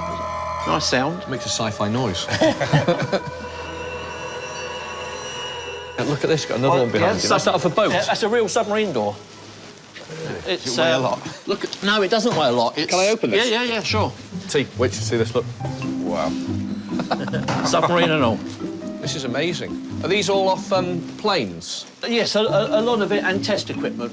This is the best storeroom I think I've ever been in. It's very cool. That's very convincing. It's make-believe. So this room is like the older side of things, 40s, 50s, 60s. Oh, wow. This is what we call the futuristic room. Oh, look at these. They're magnetic. Yeah, medical instruments. Look at that. And you made that from scratch? From scratch, Parts. out of parts. Yeah, it's what all these drawers are full of. Is all little bits and pieces. For me, I'm looking at that thinking, well, what's that worth? Oh, blimey! If we were to make one of those, about £500. Wow. I love it. I love it. This is brilliant. I tell you what, if I was going to pack in what I'm doing, I'd want to do this. This is great fun. Coming into a place like this, I mean, how can you not have fun? I'd spend all day here, but we're here to buy, so we must get started on that. Wow. So this is the early stuff, sort of what I call Victorian and Edwardian technology. Yeah. Oh, you've got some of these bottles. I love these. Yeah. When you go upstairs, it blows you away. There's so much stuff, but the main thing that got me was it's really tidy, it's all clean, and you can see absolutely everything clearly. Oh, I like those. What sort of era did you put these on, Bob? I would have said 40s and 50s. Yeah, that's what I'd say too. There you've got size 2. I like these a lot. These World War II crash test dummy heads would have been attached to helmets and used for practice parachute jumps. With just a quick polish, they're worth around £240 each. I was struck immediately by these sort of mannequin-type heads. The design of them is extremely masculine. It's a little bit Bauhausy, a little bit Art Deco, engineering, and it's got that military vibe going on as well. It's all good. Do these go out on hire often? I should imagine they don't. They don't, no. Oh. So, by that rationale, are they for sale? Yes. They are? OK. And the black ones, I mean, those are great as well. The chin's good on that, isn't it? Still, to me, that shape's... That's sort of a very, very good shape, isn't it? Really super Looks masculine. robotic. Yeah. What would they cost, Bob? What do you want for them?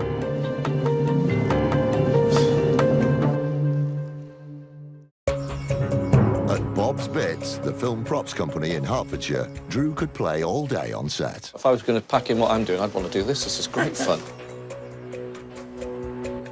Oh, I like those. What would they cost, Bob? He's found some World War II crash test heads that he's very keen to buy. £30 each? For these ones? Yeah, and them. And those ones, OK. Yeah. So 30, 30, 30, 30. Yeah. I'm not going to haggle. I'll take the rest as well. All right. Lovely. OK. Super. 30 quid each. A bit of a bargain for us there, to be honest with you. There you go. These are old medical posters. Dermatological, it's a skin section, isn't it? It's in good condition, isn't it? These are in amazing condition. Usually these are in a hell of a state. These are like new. It's still shiny. The educational wall charts by E.J. Arnold and Son depict the physiology of the eye, skin and ear. They are in excellent condition. So these 7 could fetch up to £95 each. Do these hire out a lot? No, actually, I've had them tucked away and I've only just bought them out in the last week. We're finding a quite good way of dealing with each other because I'm saying, does it hire well? And if it doesn't hire well, it's for sale. Are these for sale? They are. I mean, to be honest, yeah, why not? What sort of money? Well, how much are they each? £25. £25. How many have we got? 1, 2, 3, 4, 6. Can we do them at 20 quid each if I take everything? Yep. Yeah? Okay. Yep, all right. Deal. OK. Got them all for 140 quid. The good thing about that is I can put them on my website and into the shop and sell them cheaply. And that's a fast sale, the best sale. Let's crack on. I've only gone 10 foot and I've bought 15 things already. There are remnants of Bob's film connections everywhere. How cool is that? That's about 30 years old, but at the time, that was the most expensive domestic phone going. They were like 350 quid. I'm not sure I like it, but I appreciate it. Look at that. It's great. That's really cool, reel to reel. Can't hear you. Look at these. This is superb stuff, Bob. OK, what else have we got here? This is the bottles and the vintage stuff goes out. Ah, Bob. Oh, hello. Ship's lights. Yep. They are from HMS Invincible, a flagship in the Falklands. They're super. I've got to ask, are they for sale? They are. I think we've just found our money piece for the day. The light aircraft carrier HMS Invincible was the flagship of the British fleet and lead ship in the Falklands conflict. These brass lights would have hung in the galley. Rewired and polished, they are worth £395 each. How many you got? I'd say I've got 10 and a dodgy one. How much do you want for them? The ones that are in good nick, Yeah. I would say 200. Ooh, right. Right. Can we do 120 on the good ones? Well, that's a fairly hefty drop in price. It is. It's to be honest, I bought them at a sealed bid auction, so I paid over 100 each for them. Can you do 150 each? Obviously. 180. I'll go for 180. 180. I've just sold 2 this week to a film. Yeah. And got a lot more. Yeah. Yep. Wonderful. I love those. made the day, that one, Bob. They're a little expensive, to be honest with you. There's a lot of work involved in rewiring those. They do take Ollie a long time to do because they're very intricate inside that casing. But they're going to make the profit for the day, if not for a couple of days. So I'll pay him his profit and happily take him away. Should we just chop it all on the back here, T? Yeah, I'll get you some blankets now. Yeah.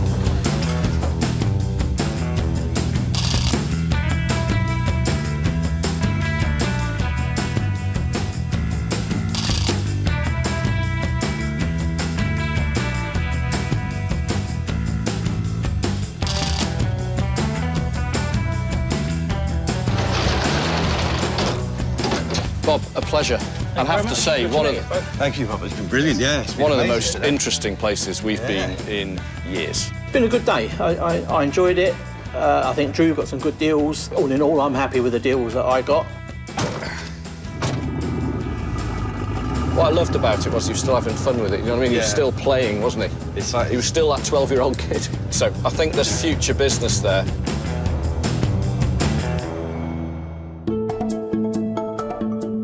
The salvagers return to North Wales, where the new stock is quickly unloaded from the van. Hello. Hello, hello. What do you think of these? How cool are they? How many have you got, T? 9 of them. 9 plus 1 battered one. That's fantastic. Yeah. Bob's Bits, what a haul. Crash test dummy heads from the army, and we've got 4 of those. Now, those head moulds, the black ones were just, I mean, they're so decorative, just fantastic. Yeah, you know, we buy lots of these, but... Aye, aye. Look at the condition. An amazing original condition. This is one of your Best for a while, finds, isn't it? For a while. It? Yeah. All from one man. Yeah. It's the condition, isn't it? Yeah. Out of the whole haul at Bob's Bits, it's the ship lamps that I absolutely adore. And having provenance of the battleship, that's just great. And then people can say, genuinely, that they know the history of the lamps. I'll plug it in. I just realised I didn't know how to plug on it. Oh. It works. It does work.